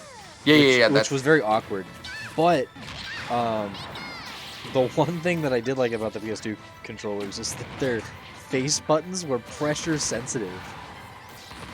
Which is so weird. The PS2? Yeah, PS2 controllers' face buttons were pressure sensitive. Interesting. Yeah. What did that come into play in any of the games? You could jump higher if you held the button up harder in Kingdom Hearts and stuff like that. It was really interesting. Wow. Yeah. Sly Cooper, there was a part where you have to zoom in. I love Sly Cooper. With the X button, and you zoomed in further the harder you press the button. It was so weird.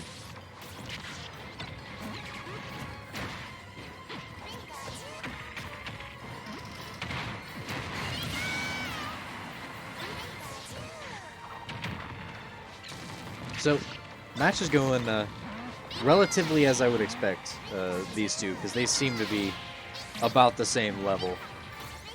These two do seem pretty evenly matched, I agree. Relic just seems to have a slight edge. And Relic is up 2-0. Yeah.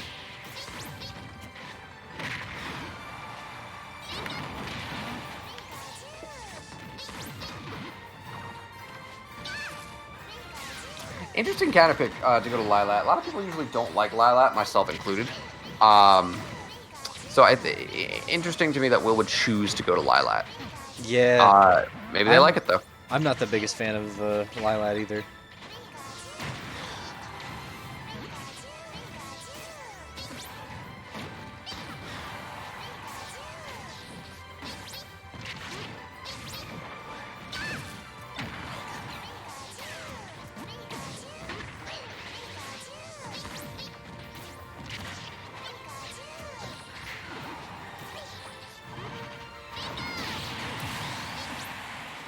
Man, the two of them below the stage like that, I could have swore that they were going to trade.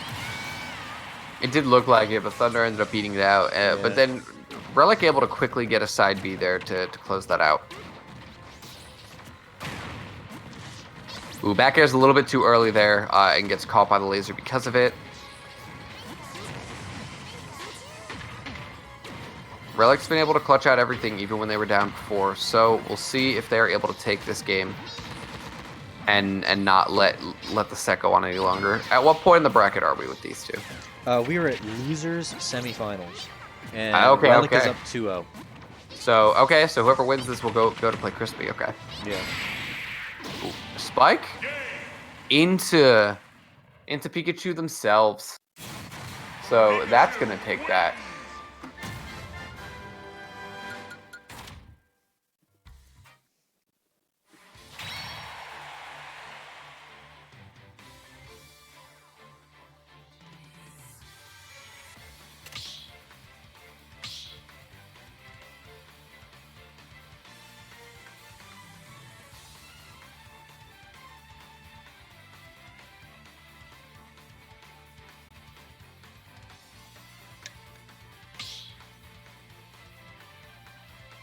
Yeah, it really did look like Relic was going to have that one today.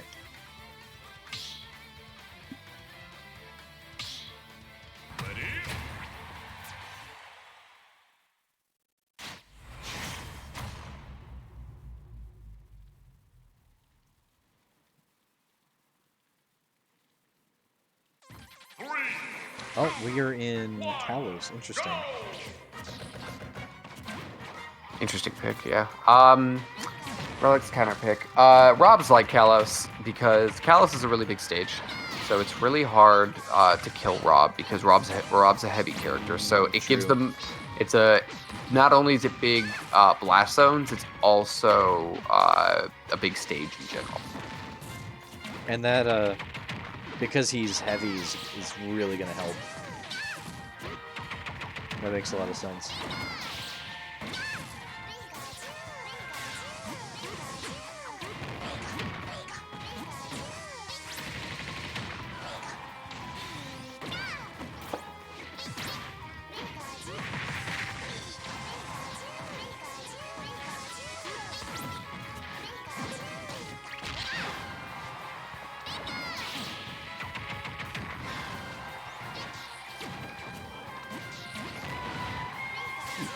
One second.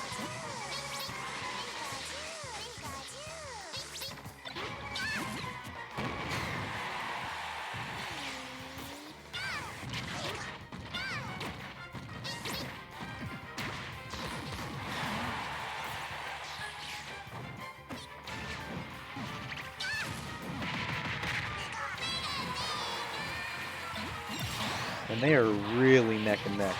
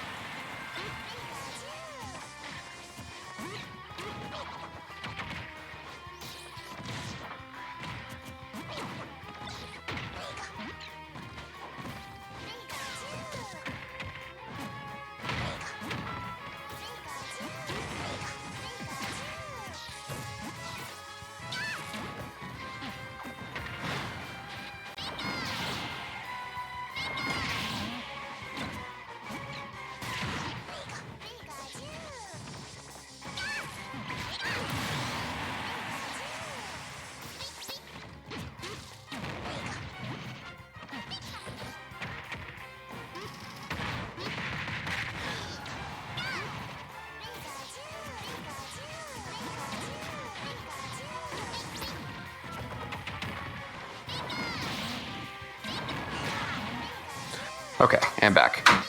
Welcome back. Sorry about that. So we have 109. Gonna be tagging on the damage, but gonna be a tough fought battle here for Will. A slightly uphill battle. Oh, misses, I think, a jump or fast fall way too hard. And that's going to be Relic staying in and going ahead and fighting Crispy in losers finals. Mm-hmm.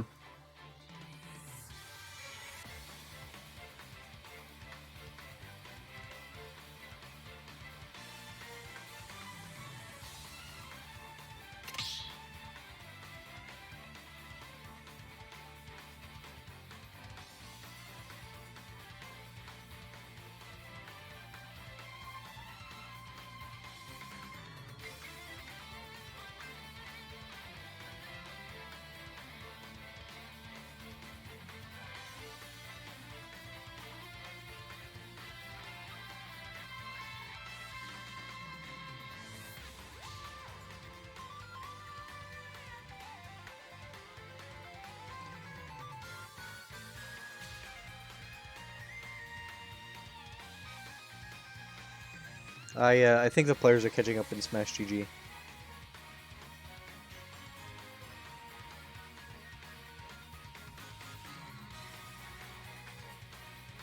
On what? Reporting their matches and stuff. Okay.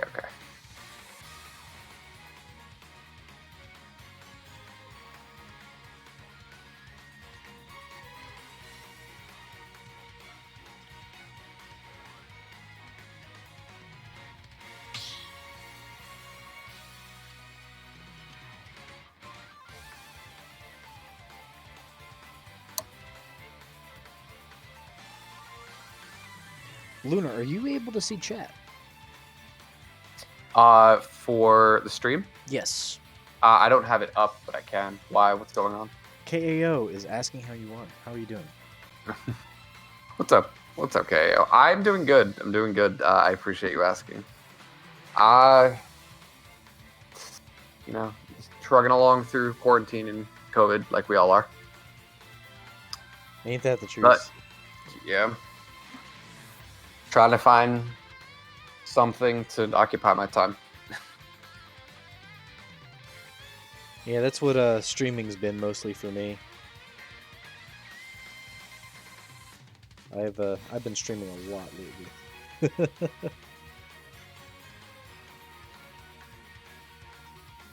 I've been trying to. It's just like streaming is hard, especially when like I don't always like I said, like I'll get some people from Melee and Rivals, but like I don't always want to stream those games. So it's like I'll stream like Metroid Prime playthrough, which is what I've been doing, but like not a lot of people watch. Yeah. So it's like when no one's watching, it's hard. Hard to find the motivation to keep going, rather. So what I've found is that I ended up finding a group of people who play the game that I want to play, and basically networking and spending time in their streams, chatting with them, Yeah, and stuff like that. And it ended up helping mine as well. It was like, yeah, I don't do that enough. It was like 2 or 3 months before I started streaming that I just spent a lot of time in other people's streams, and it really helped. They helped me get off the ground, which was pretty cool. Yeah, I definitely need to be popping into other people's streams more and kind of just interacting. Definitely a good idea there. Yeah.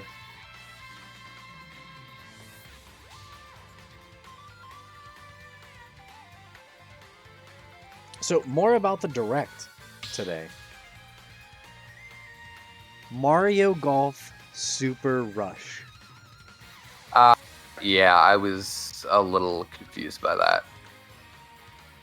Somebody on the Team SMAK team was really happy for that.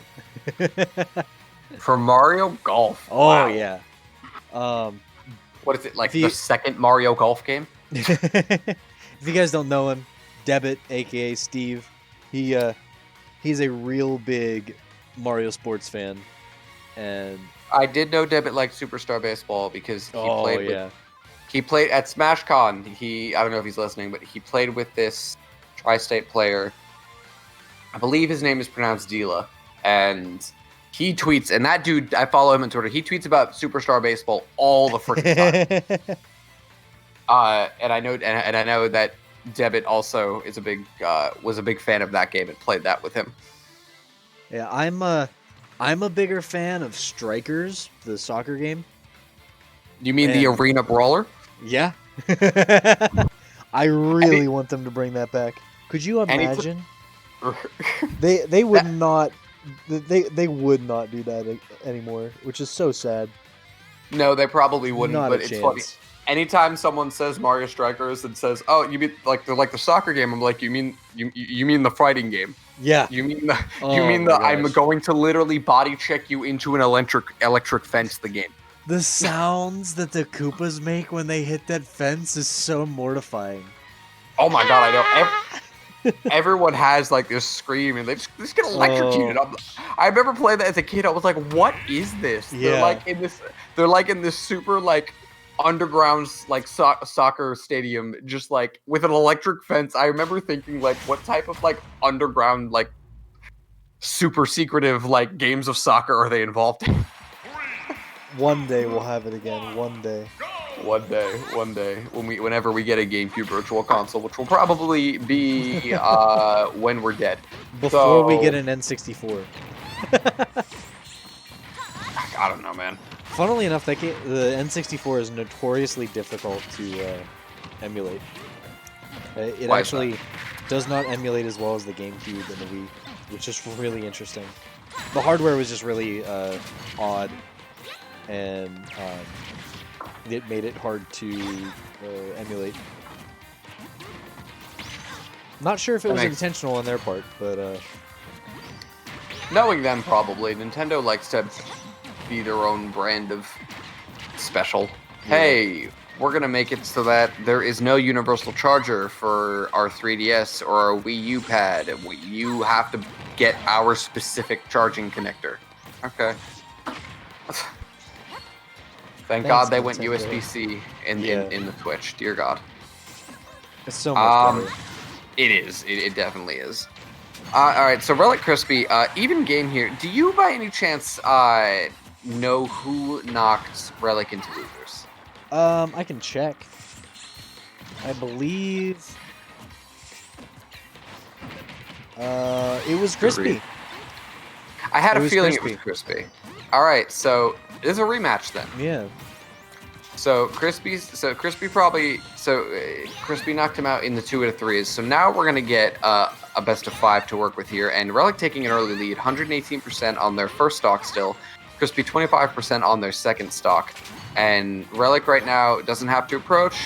Should keep the pressure up, but doesn't have to really doesn't have to take risks. That's what I should say here. And they're doing a good job at not doing that. You don't want to, especially when you have a lead. What is it? In my opinion, the golden rule of fighting games, any fighting game, if you have a lead, you do not have to approach. There is no need to. There's no reason, not necessarily no reason, but there's no need to approach when you have a lead. It just ends up being a case for giving your lead away. Some interesting offstage shenanigans that we just saw down there, and Crispy got the kill but couldn't live. Hate to see that. You definitely do hate to see it. Gets the down throw, back air, or forward air. I can never tell which one. Unless I see which way they were facing. Anyway, still 0%. Slightly misspaces that. Ooh, jab isn't able to stuff out Rob either there. Good dash attack.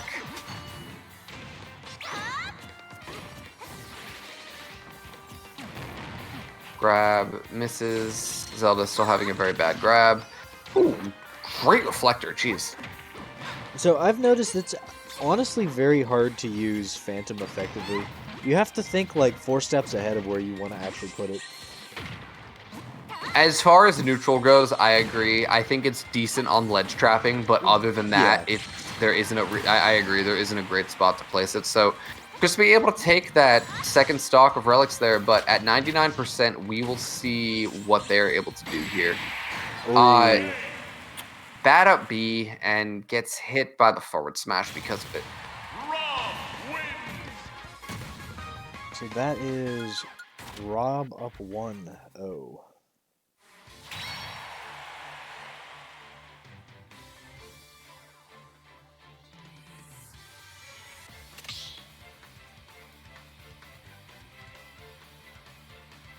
So we're going to have Relic go up 1-0 in the set here over Crispy. We'll see if he's able to get his revenge from earlier in the tournament. Now, when he and Crispy fought in winners quarters, Crispy won 2-1, so it could go either way. Relic could continue to take out Crispy here, or Crispy could reverse it right now, and Relic could possibly not get anything on Crispy. It could go either way. It definitely can. It definitely can. So it looks like they're going Smashville here. Okay. Bans were Battlefield and Yoshi's, so...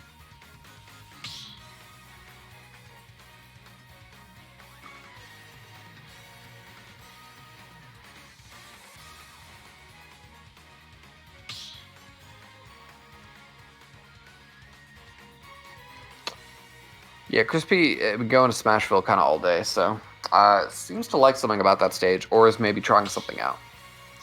Like you said earlier, the platform is really helpful. He can really guard that with his life with the Phantom. Mm-hmm. Mm-hmm. 3, 2, 1, go!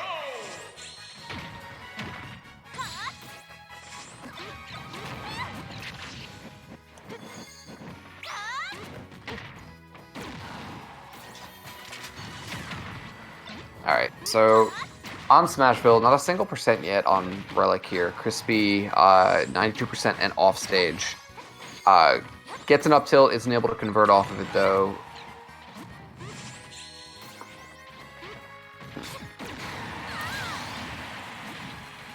Gets the forward smash. Only 9% on Relic, not looking too good for Crispy so far. Gonna go for a cheeky back throw side B. Yeah, Crispy, I don't know what that was. Bro, at 9%, even if Crispy was able to get that spike, it wasn't really going to amount to a kill at that low percent. Ends up dying for it. That was very greedy. And just too big of a risk there to take, especially when you're down a game. Yeah, just forfeits that game. Now, you know, there's a couple reasons you can do this. For some people, I think it stems down to salt either way, unfortunately. But for some people, they're just kind of defeated and don't feel like playing. And then for others, they'd rather conserve their mental energy. And they're just like, whatever. Like, that happened, and like, I don't feel like expending the mental energy to try to make a comeback this game. I have another game to work with, so we'll just play it in the next game.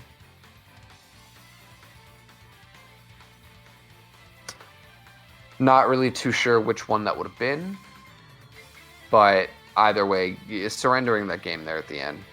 And I wonder what's going on. I wonder...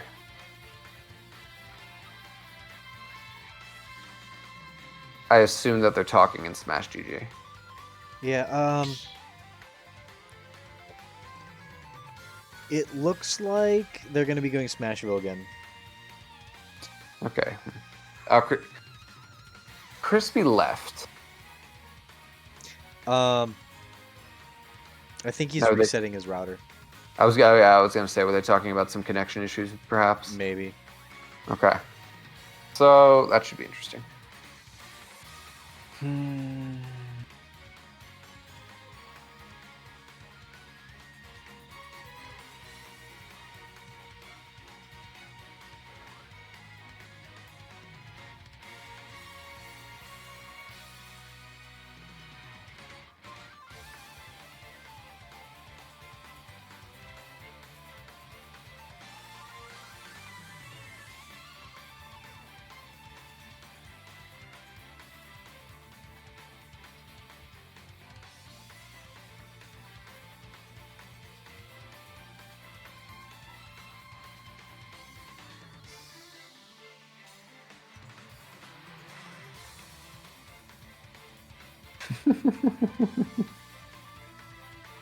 That's hilarious. Oh my god.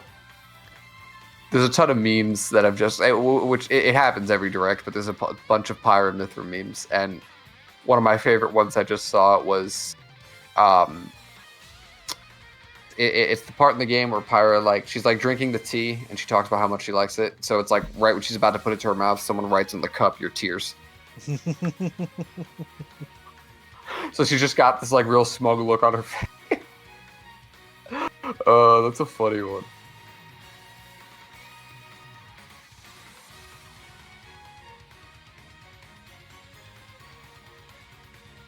It was sometime in March, right? That they're getting released.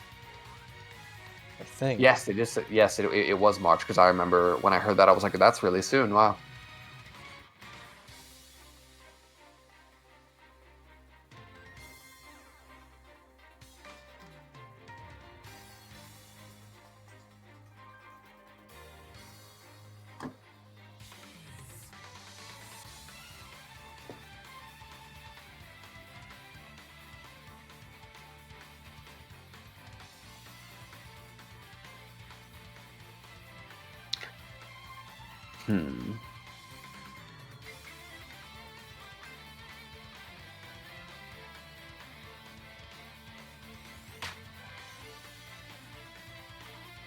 And he's back.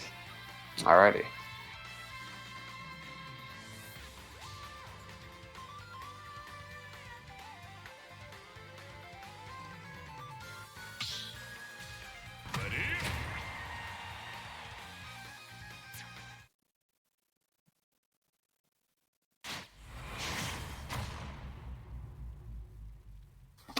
So, I assume we're counting that game too. Yeah, it seems like it. All right. So, game 3, Relic going to be up 2-0 here. Back to Smashville. Hopefully, whatever Crispy did has helped them a little bit, and maybe they can find their footing a little bit better.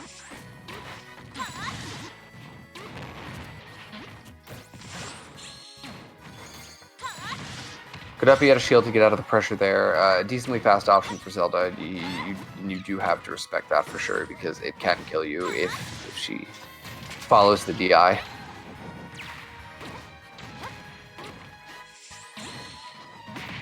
That's kind of a risky up B, because now they're eating all this damage for that. Not really sure what the point of going for that one was. I mean, if they had gotten it, sure. But I just feel like there were safer poking options they could have done than up B. Uses up B to get out of the way, uses it again, kind of just able to go back and forth between. Relic not really doing anything except standing in the center, just because they don't want to be wrong and give up stage control, so that's smart. Eats a forward smash, but Rob is heavy. A lighter character definitely would have died to that. Gets up air out of the berry, and that's going to be the stock. Rob up air. Really good if you don't know how to DI it. And even still pretty good if you can DI it.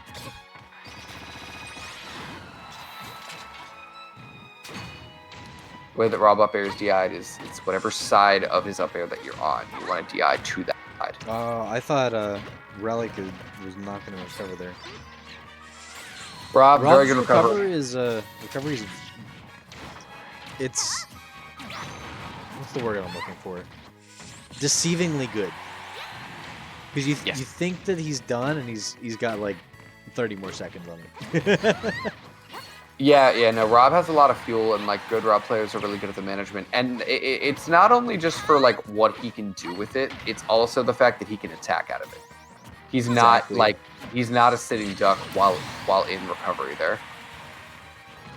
All right, Crispy gonna end up taking Relic's first stock there, but at 92% of their own second stock, let's see what they're gonna be able to do here. Down throw, waits forward again. They went for a full hop though, and Crispy wasn't at the percent where they were gonna pop up the full hop range quite yet. Good up B to slightly backwards to catch the cross up. Crispy's actually really good at doing that. Just like up B positioning in general with Zelda. As I say that, gets dash attacked for it. Catches it again. Crispy does get a little too up B happy though, I've noticed, and dies for it right there. So Down here on game 3 at 77%, but Rob doesn't die easy. I'm not really sure why they keep angling Din's Fire up like that. I would opt more to keep it leveled or go down when Rob is under the stage like that. I just feel like you're applying more pressure that way. Gets the up B, doesn't go straight up though, so doesn't get the conversion. Instead goes out. I guess wasn't expecting it. Is a cheesy Rob combo going to kill Zelda? It is, because rage. Is that Z drop? A Z drop on the gyro into a side B. So winter shorts is going to be next. Grand finals. Grand finals indeed.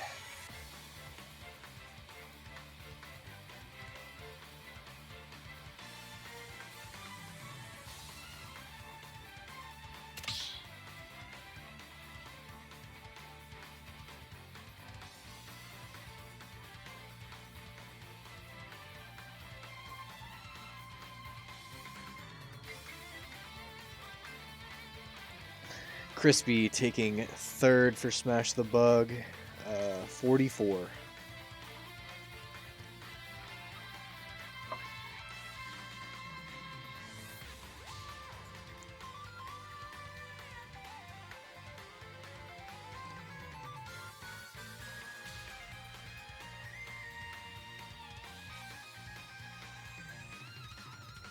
Some Splatoon hate. But that's fine. I'm real excited for Splatoon 3. I didn't get enough into Splatoon 2, but I played Splatoon 1. I didn't get super into Splatoon 1, and I didn't play for most of the lifespan of Splatoon 2, like when all the actual Splatfests were happening. Yeah, that was my issue too. I never even completed the main campaign for 2. I didn't either. I get the game purely for multiplayer. Yeah. I like the online. I really like Splatoon. I'm a big fan of it. I play a lot of Splatoon 2 now. I got 2 of my friends from back in New Jersey into it, and I met someone through a server for it, just like for people to like team up and play together that I play with pretty regularly. So I find it a fun. good medium between the comfortability of controller controls and the precision accuracy of mouse and keyboard. I agree. The motion controls, Nintendo does motion controls very, very well. So I agree. The motion aiming is really good, and it's funny because a lot of people just, someone said it controls terribly, and I was just like, are we playing the same game? I think I was like, I couldn't disagree more. I think Splatoon handles beautifully. I would honestly. We're waiting for Smash GG winter shorts. It's not you. I can't message you the arena yet. But kind of. As soon as Smash GG has been updated, we'll be able to move it along. Nice. In a way, but not your fault.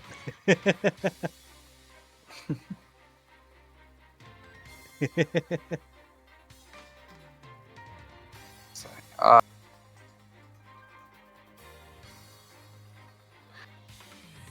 But yeah, I dig Splatoon's controls, and the motion aiming is just so good. It's so good. It feels fantastic. It does feel good, and it's like, it's definitely hard for a lot of new people to get into it, but like, I always try to tell people, I'm just like, it is better though. Like, so, because I play Valorant a decent bit now, just because my buddies play it. And I like learned keyboard and mouse for that game because I had ever only played shooters on controller before that, and with the exception of Splatoon, any other time that I have to play a shooter with a controller now, I'm just like, ugh, what is this garbage? Like, Yeah. Like, I want to use Splatoon controls in everything.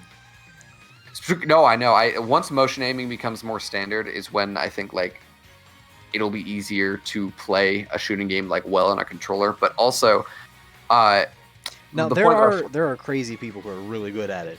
But they're far and few in between. Yeah, I have a friend from college who was really, really good at any shooter he played, and it was insane.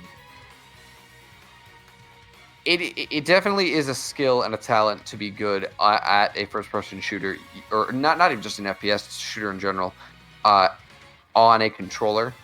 But keyboard mouse is objectively better, in like every way, which is why I think the motion aiming will help a ton. But what how I got over mouse and keyboard, though, as awkward as it was, is I literally just kept telling myself, I was just like, this is the better option, and like this is going to be better like long term, just for like playing shooters in general. So like I just kept telling myself that like this is the better option until I just eventually, you eventually find your groove with things if you do them for long enough. Yeah.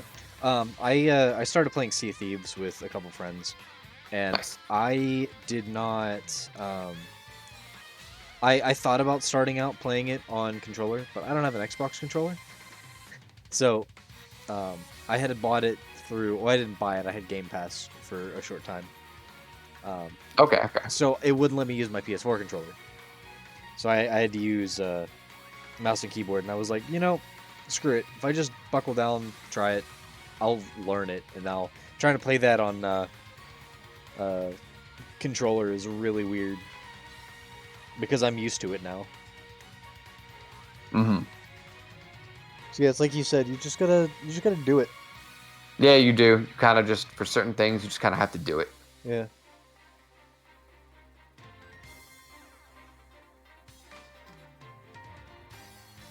Definitely do just gotta do it.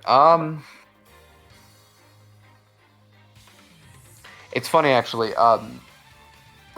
I went back. So when I started playing Metroid Prime again, I completely forgot that game, the way it. I didn't forget. Rather, I definitely knew it did, but I forgot kind of how it handled the fact that it's not a dual stick aiming in that game. So I remember I was just like, when I went back to that, I was like, oh, this is so weird. I was like, I totally forgot I forgot how it felt to play like this. Because that was the first real first-person game I ever played. So that's actually what I started with. But now that I'm used to dual stick and now keyboard and mouse, I'm just like, ooh. Yeah.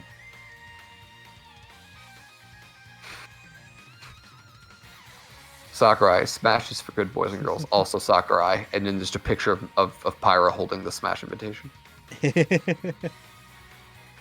Saying Not I got gonna an lie, invitation. she looked like a good girl. Sakurai for good boys and girls. She looked like a good girl. She looked so pure. yeah, I guess. God, like they went with the more censored versions, which like I'm okay understandably so. The I'm Mithra okay with it, design too. honestly doesn't look that bad. I don't Normally, think what I find by like the censored versions of designs like that is they look bad compared. But I think that Nintendo did a really good job with the censorship for that. Well, so they just used the spirit versions of that they imported into the game, like because there's spirits, Mithra and Pyra, dear lord. There's spirits in the game, so and those are the versions. They just took the same colorings that they had on the spirits for their models. They also ended up adding those to the original game too, not just Yes, for yes, Smash, they which did. is really cool. I do remember that. Yes, that's probably why it doesn't look bad either, because they also made it for the game. Yeah.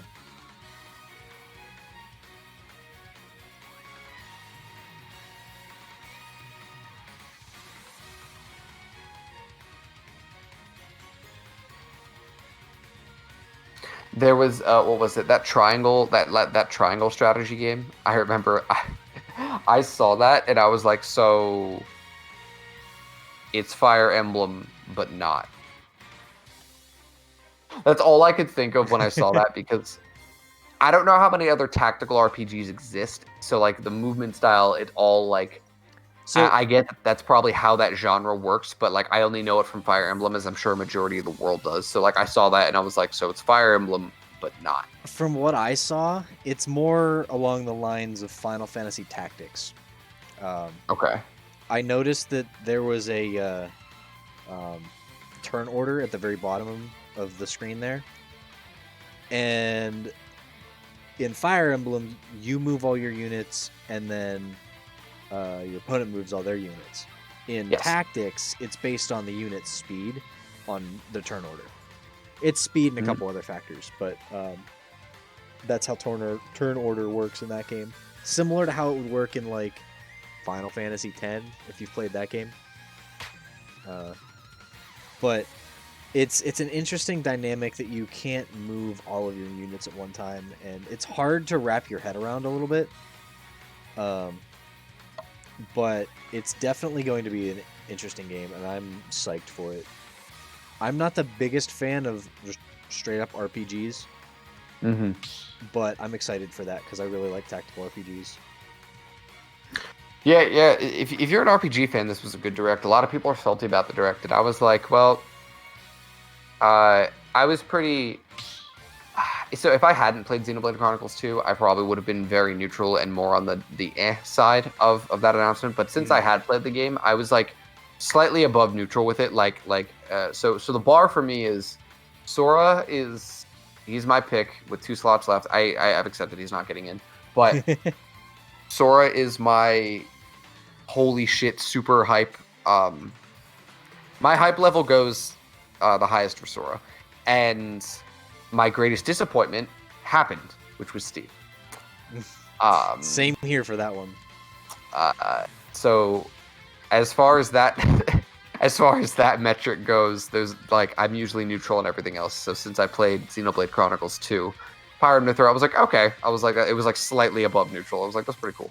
So I at first thought it was going to be like a new DLC story for them, and was really interested, like, what's going on here? And us SMAK team actually recorded our reactions to stuff. So nice. Yeah, I saw it and I was like, okay, Xenoblade 2. I was like, but I immediately thought they were going to start with Smash. So I saw the cutscene, and for me, I wasn't like 100%. I'm not going to say, oh, I called it, but like I started to suspect that it was Smash the second he said that Pyra was missing. I was like, I think I know where this is going now. It was when he walked into the area where he found Pyra that I was like, oh. That was FD if you didn't notice. No.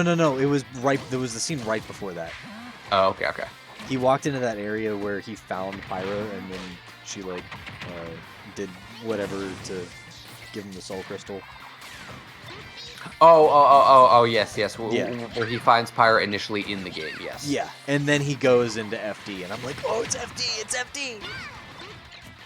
That's crazy, yeah. Apparently, a lot of people are super happy it's not Rex. I don't really know what, like... I did play the game, and I get it, but I don't really know what the hate train for Rex is, like, this hard. For me, it's not that it's a hate train for Rex.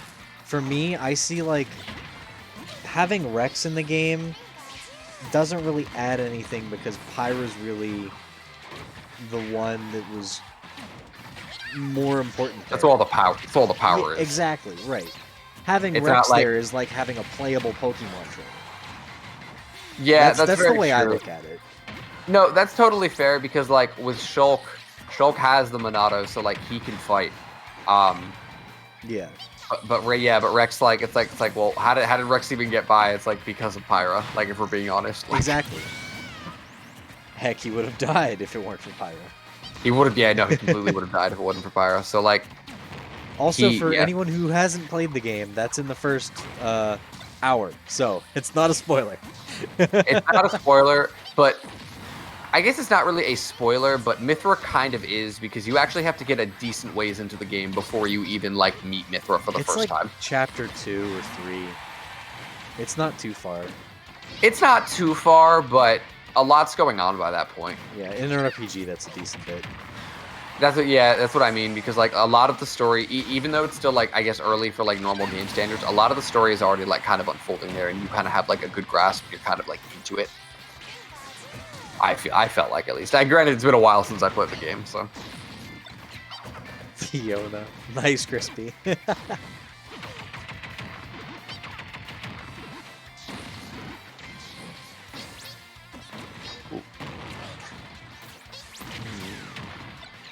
Relic doing a good job here at guarding Pikachu. A little early on the down air, so is going to get hit for it by the quick attack. And Winter Short's having advantage right now. Misses an up air, though, and gets nared on first troubles. Ooh, gets scooped by the up smash. Dead. Back air, T-Jolt, up air, up smash, forward air.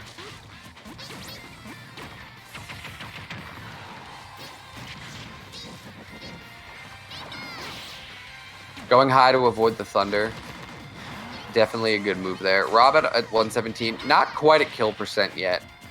As far as Pikachu goes, it can be pretty hard as Pikachu to steal stocks out. So, because people always rate Pikachu so high, and I definitely think Pikachu's a good character. Like, don't get me wrong, Pikachu is for sure. I think Pikachu's a top tier. I don't know about best in the game, but I do think Pikachu's a top tier. Yeah. And for good reason, but Pikachu definitely has a hard time closing out stocks if the opponent kind of like knows the proper defensive play for Pikachu.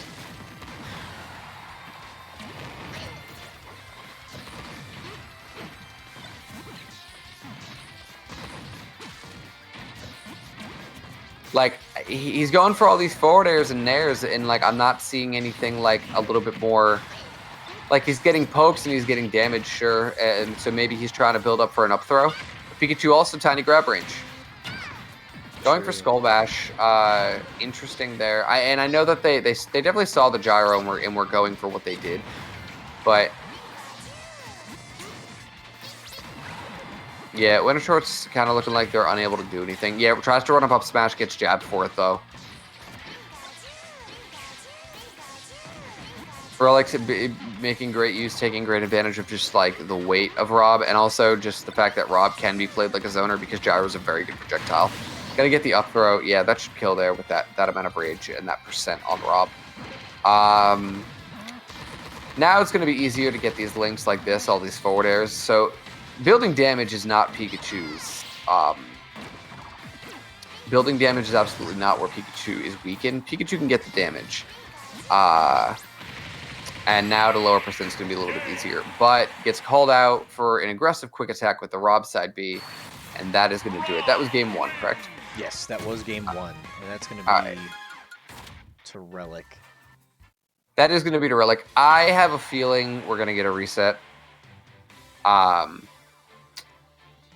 have a feeling that Winter Shorts is going to keep rotating between the characters that we've already seen. And they're not going to go to Yoshi. But if they lose... Specifically, if they lose 3-0 in the first set, then I think they're going to go Yoshi. But, who knows? I don't know how much Holden cares about winning. In a Wi-Fi bracket. Hey, we've seen a lot of competitiveness here with our Wi-Fi brackets. Oh, I'm sure we have. I only recently started, have been commentating again, and so I've only been recently started watching. But I'm sure there has been some here. So back to Pokemon Stadium 2. I mean, I guess it's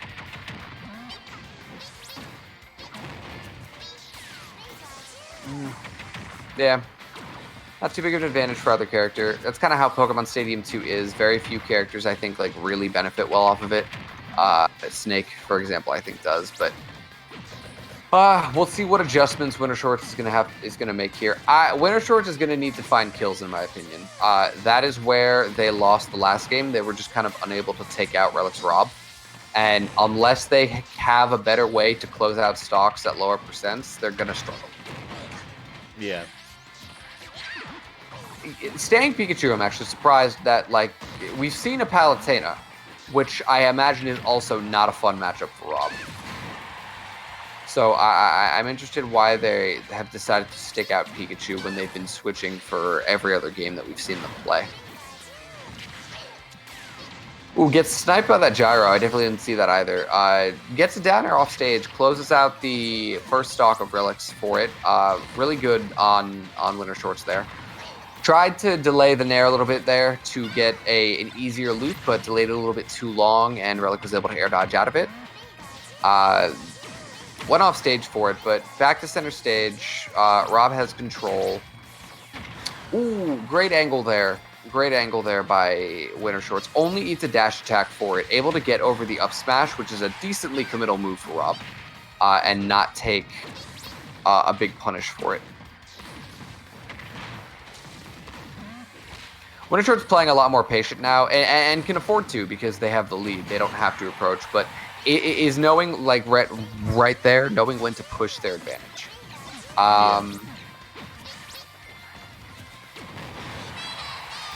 If you have anything to add at any point, sorry, I know I'm just talking a lot. I'm doing a lot of stuff behind the scenes too right now, so you're good. Okay, no, that's fine. No, it's not you, it's me. Oh, that's funny. All right, so able to take out Pikachu's first stock finally. 109. Rob's a heavy metal boy, so gonna be able to take some damage. Up smash, not even sending Rob that far at over 100%. So we'll see if Relic is able to mount any sort of comeback here. Gets forward air, down tilt. Puts himself in corner.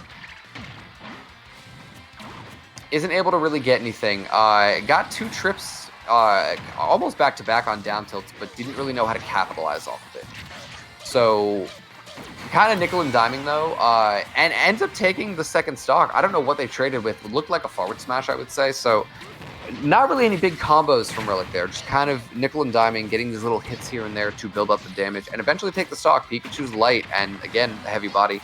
Now Winter Shorts is in the predicament, down again in a similar situation. Gonna have to find a way to take the stock. Goes for the greedy down air, but luckily Pikachu had great recovery. Ill-advised side B. I personally was going for an up B after that side B. Maybe it would have caught it, but it is faster, so an up B would not have given Relic enough time, in my opinion, to set up for that down air. Great adjustments there by Relic, just held on to that second stock, and it seemed like Winter Shorts ended up getting really impatient there. So we are seeing a switch here. I'm not sure if it's going to be of character or of stage, but a switch of some kind. I would bet character, considering what we've seen from Winter Shorts so far this tournament. Palutena, yeah. That's what I said before. Wasn't really sure why they weren't going Palutena. But now we see it, and we'll see if it makes any difference. Back to PS2, no stage switches here. That's perfectly fine.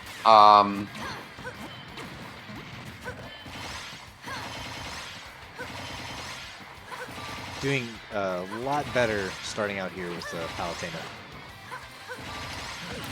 Palutena, I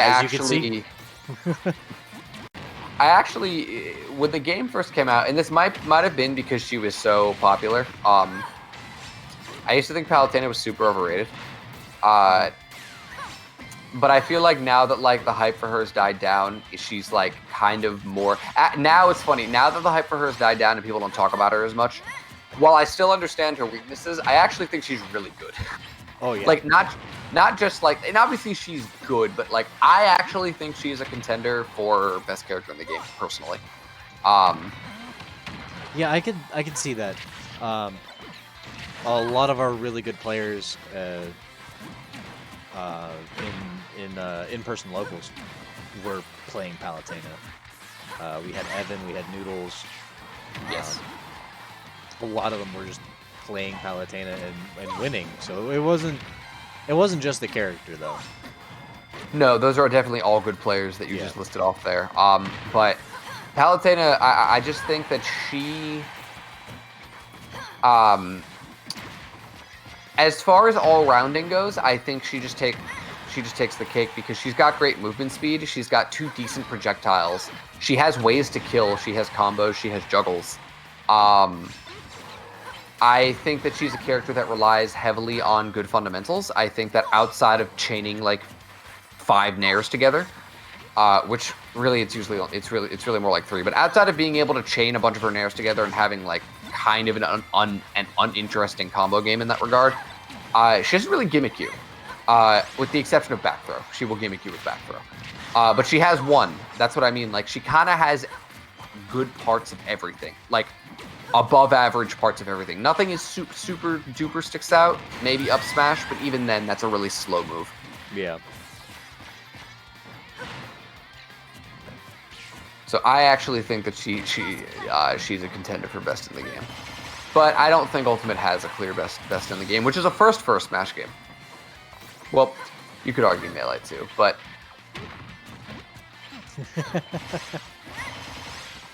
Fox dominated for a long time in Melee. Yeah. All right, 5 nairs. I said it. There it is. 5 nairs. 5 nairs in a row for a combo. Hey, it gets the job done. Yeah. So this pick working out so much better for Winter Shorts here. Just very easily. At least compared to how they were doing when they were playing Pikachu. Very easily just tearing through Relic there and getting a down throw IRAR back air to seal that out. Oh, that's the other thing. Yeah, her dash attack and back air being invincible and both killing. Like, come on. Yeah. She has stray hits that kill. She has kill confirms. She has a throw that kills. She's got great movement. She's got great recovery. She's got good recovery mix-ups. She's got the whole edge cancel thing going. She's got win boxes. Like, I don't... It's funny because, like, I'll describe Palutena, and I don't ever want to play her, but I'll describe her, and then I think to myself, why am I not playing this character?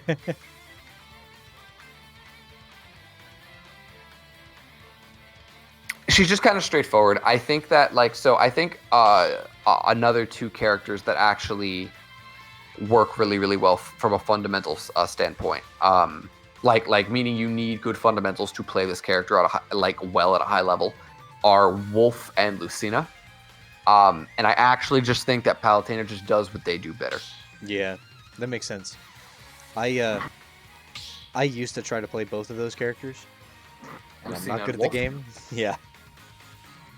So it's you just I mean, good is a really subjective term, but like I get what you're saying because like you have to be good on a fundamental level in that regard to, in my opinion, to be like effective with them. Yeah. They just have very good standard options, but none of them really gimmick you. You could argue Wolf because his smash attacks are so lagless, but Wolf struggles in other areas though. And I feel like the areas that both Lucina... So I feel like Palutena excels in areas that both Lucina and Wolf excel in. Obviously, they excel a little bit better in those areas, but Palutena does excel well. And then she covers the weaknesses that they both have. Wolf having consistent kill confirms, which actually is also Lucina's, but Lucina's lack of anything mid to long range. Yeah. My biggest issue whenever I would play Wolf is I was terrible at his recovery.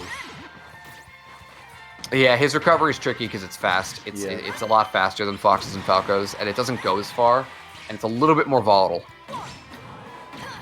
Yeah, without that consistency, I was never able to do anything good.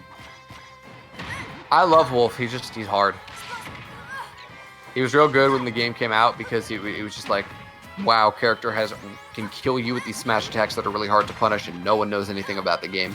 Lucina and Wolf were both like really Lucina, Wolf, and Palu, actually, all 3 of those characters, real good early game.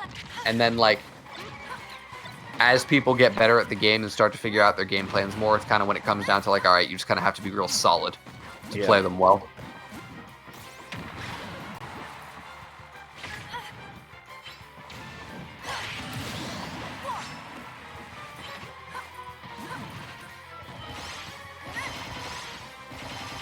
Relic taking it to Kalos, a stage that they've done well on tonight.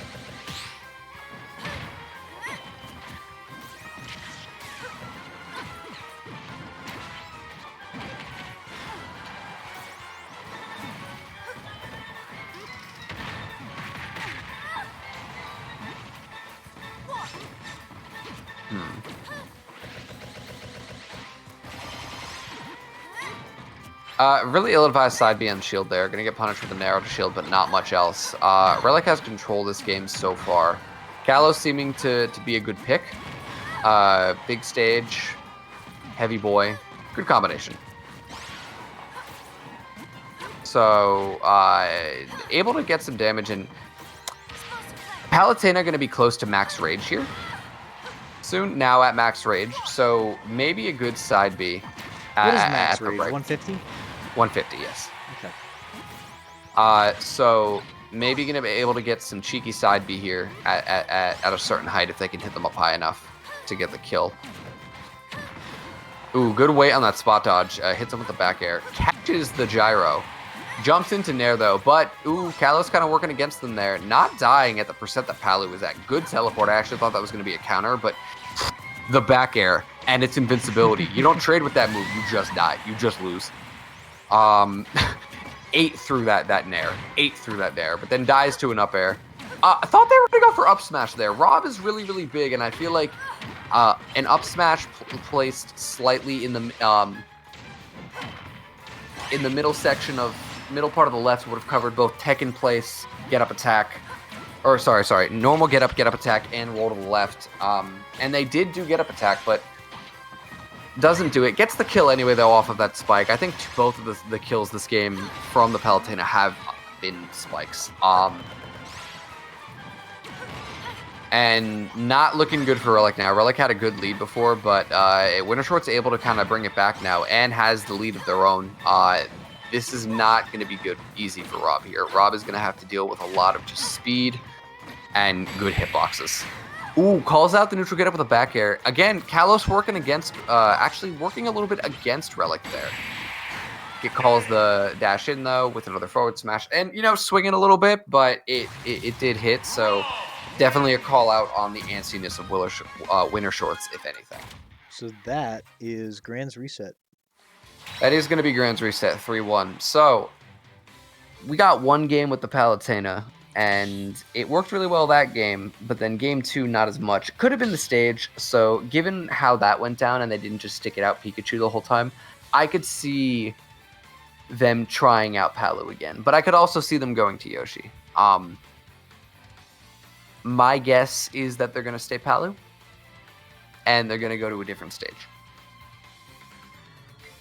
And they're probably going to ban it going forward.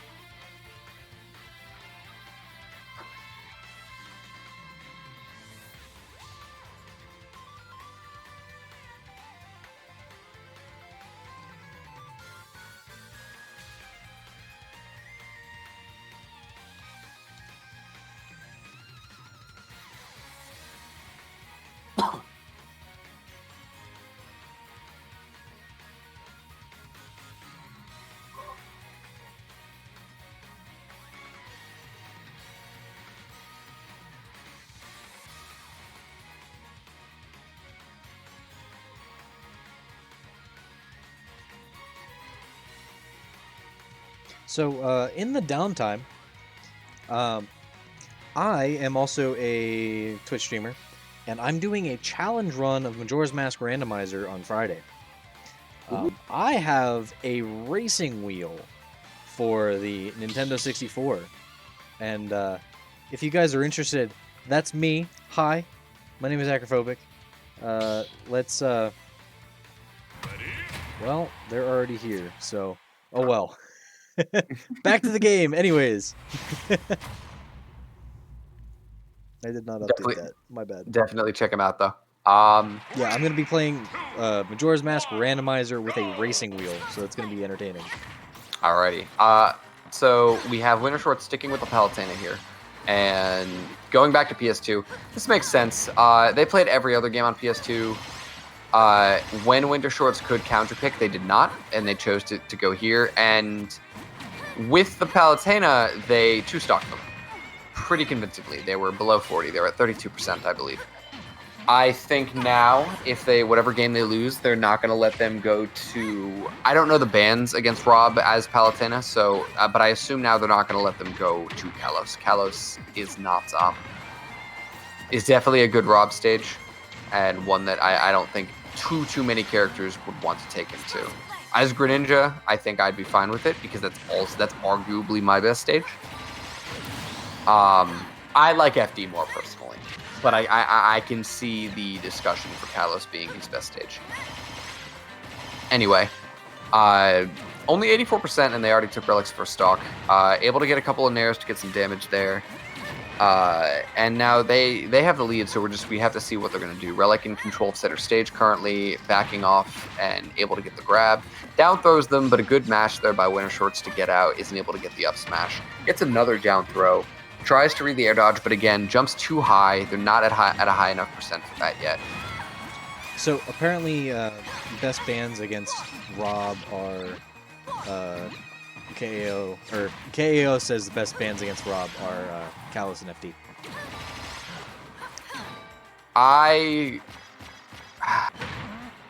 KAO and I have played a lot, and we usually end up playing on this weird combination of Town and Smashville. So you know what? Probably that's fair. It's usually PS2, Town, and Smashville are what we both play on. I think I could fight a Rob on a flat stage, but I also, like, as Greninja, but I also kind of see why that sucks. The gyro is very hard to deal with if you're not, like, on point with it that day. Yeah. Able to get a back air to shield to take Winter Short's first stock there. Not looking too good for Relic right now.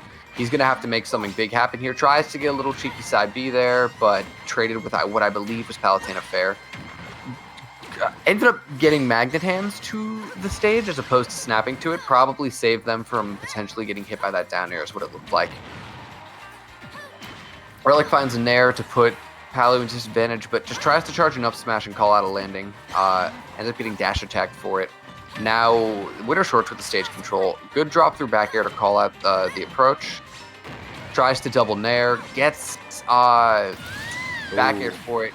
Had a stock to play with, though, so, like, I get it. If you have a stock to play with, why not pressure them in an area where, like, it's really hard for them to do anything?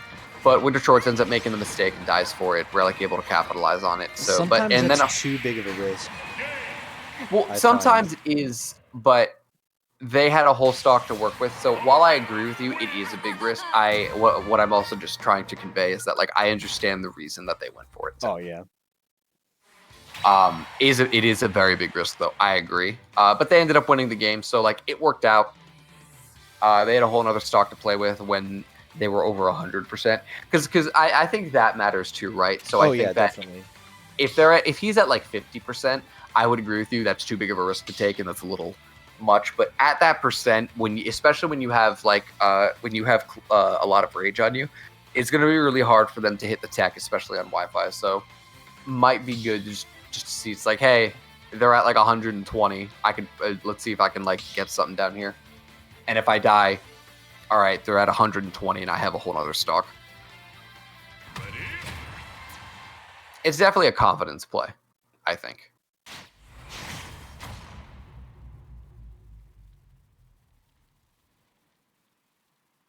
Because then you believe because then you believe in yourself to the point where it's like, I can still like beat this person, like I can still get that last stock even if I lose this one here. So the bans were Lylat and Unova, of all things.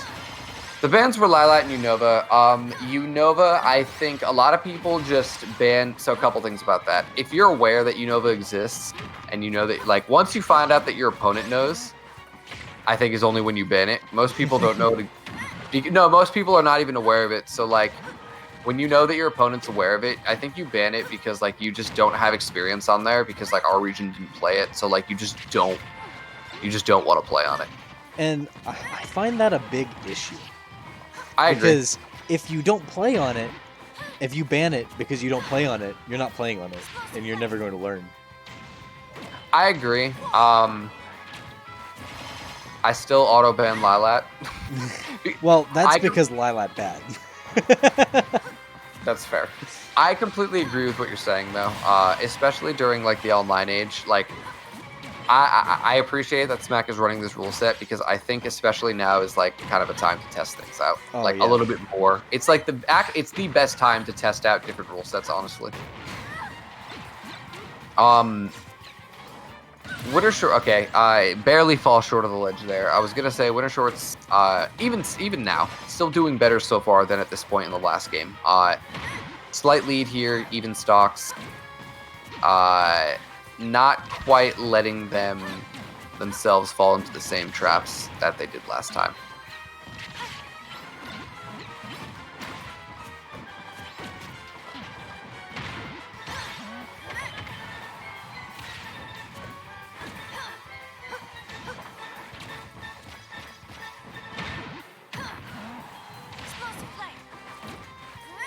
Winter Shorts has had control for a good, maybe like 30 seconds here. Had them up, wasn't really able to do anything off of it, so we reset to neutral for it. Rob definitely has ways of putting attacking damage on if you let them. Gonna be tough to deal with Palutena's burst options though if she gets in close enough. The dash attack really good. Up tilt, up smash.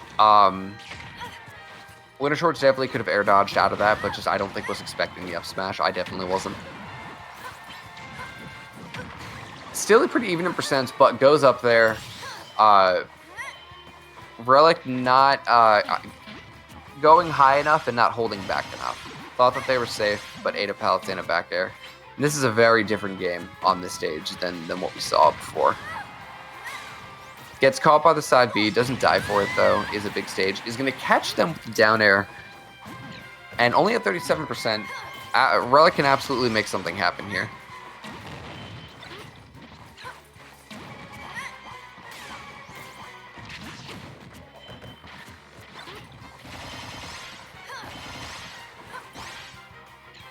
Winter Shorts going for the Zelda kicks.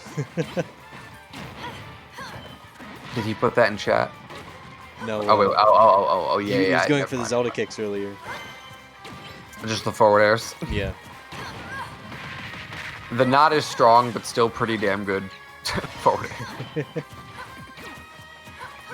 Yeah, like Palutena has very few bad moves. Down tilt has its uses, and up tilt kills. So like, I guess forward tilt. Forward tilt's probably her worst move. I could be wrong about that, but I feel like it is.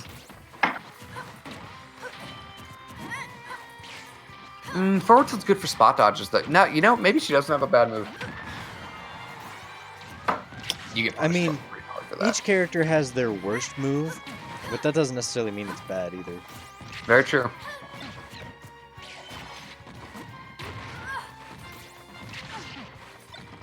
A close game, definitely. Anyone can take this still. Winter Shorts probably... Winter Shorts is most likely going to have to plan here again if they win, I think. Because they're probably going to ban the same stages that they already banned.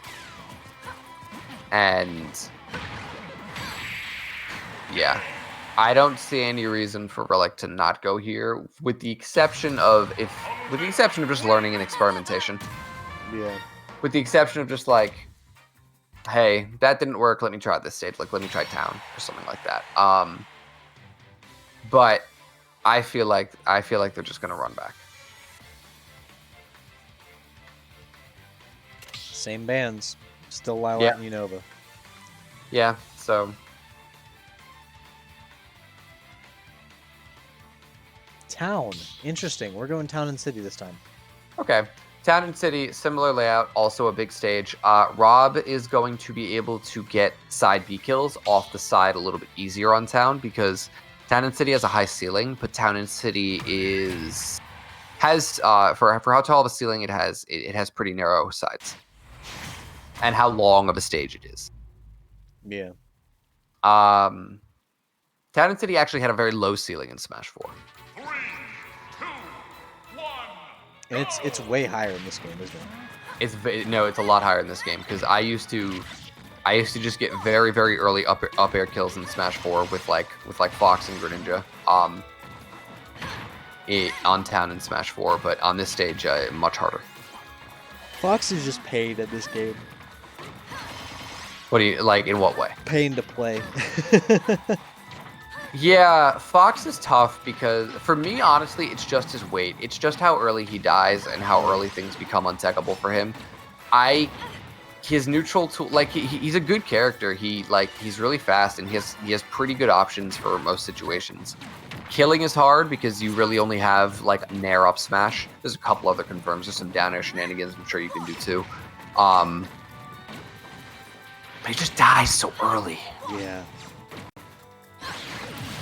I have much better time playing as Falco. I play Wolf of all the space animals. I play a lot of Fox and Melee. I main Falco and Brawl. I really didn't play either of them in Smash 4, and now I miss Wolf. So with the exception of 4, I usually always play a Spacey. I played Falcon a lot in 4. I played Greninja Falcon. I continue to have a character crisis every time I play this game. I'm in the same boat Squatch always is, and yeah. I want to find a character that I'm good at, and then I'm never good at it, but also partly because I'm not good at the game. In my opinion, and honestly, it just depends on what you want out of the game. So if you're trying to have fun and you really are just trying to find that character, then keep searching. Yeah. But if you have a character crisis, in my opinion, and you don't know who to pick, in my opinion, look at anything that's high to top tier. And whichever just pick someone in the viable realm, and decently viable, not just okay, it can happen, but it's hard. I used to play Inkling at one point. Inkling's good. I think Inkling's good. I think you just pick a character and stick with it. I got lucky because from the moment I didn't play X and Y, but from the moment I saw Greninja when he got announced in Smash 4, I immediately was like, that's an interesting character. And I just thought that they were cool. So I played them in 4 and I play them in this game. I got lucky with that, I guess. I don't know. I don't really get character crisis that much. I get why people do. I do with secondaries, but with mains, I've always been good. I remember when my main used to be Little Mac. Now I have a Pocket Mac, I guess. I bring him out occasionally. You just play ground game like a god. Yeah. Dash, hardly ever jump. His neutral air is actually decent. He does have a decent neutral air, actually. There it is. That's SMAK the Bug 44. That is indeed a 3-0.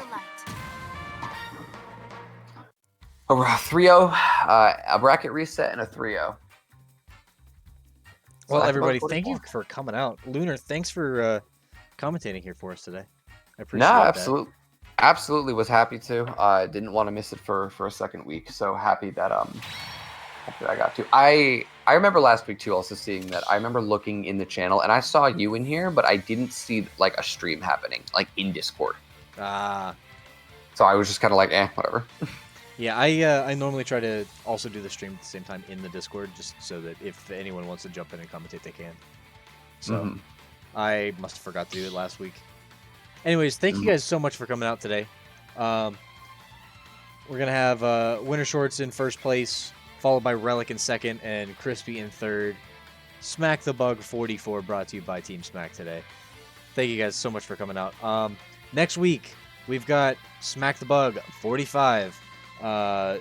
Keep a watch on our Twitter and our Instagram and stuff like that, all our socials, and you'll go ahead and see when we post the Smash GG page. So thank you guys so much. You guys are just as much as part of the tournament as we are. Thank you for coming out, and we will see you next week. Have a good one, guys. Have a good one. All right, I am going to go, so you have a good night. Adios. Have a good one.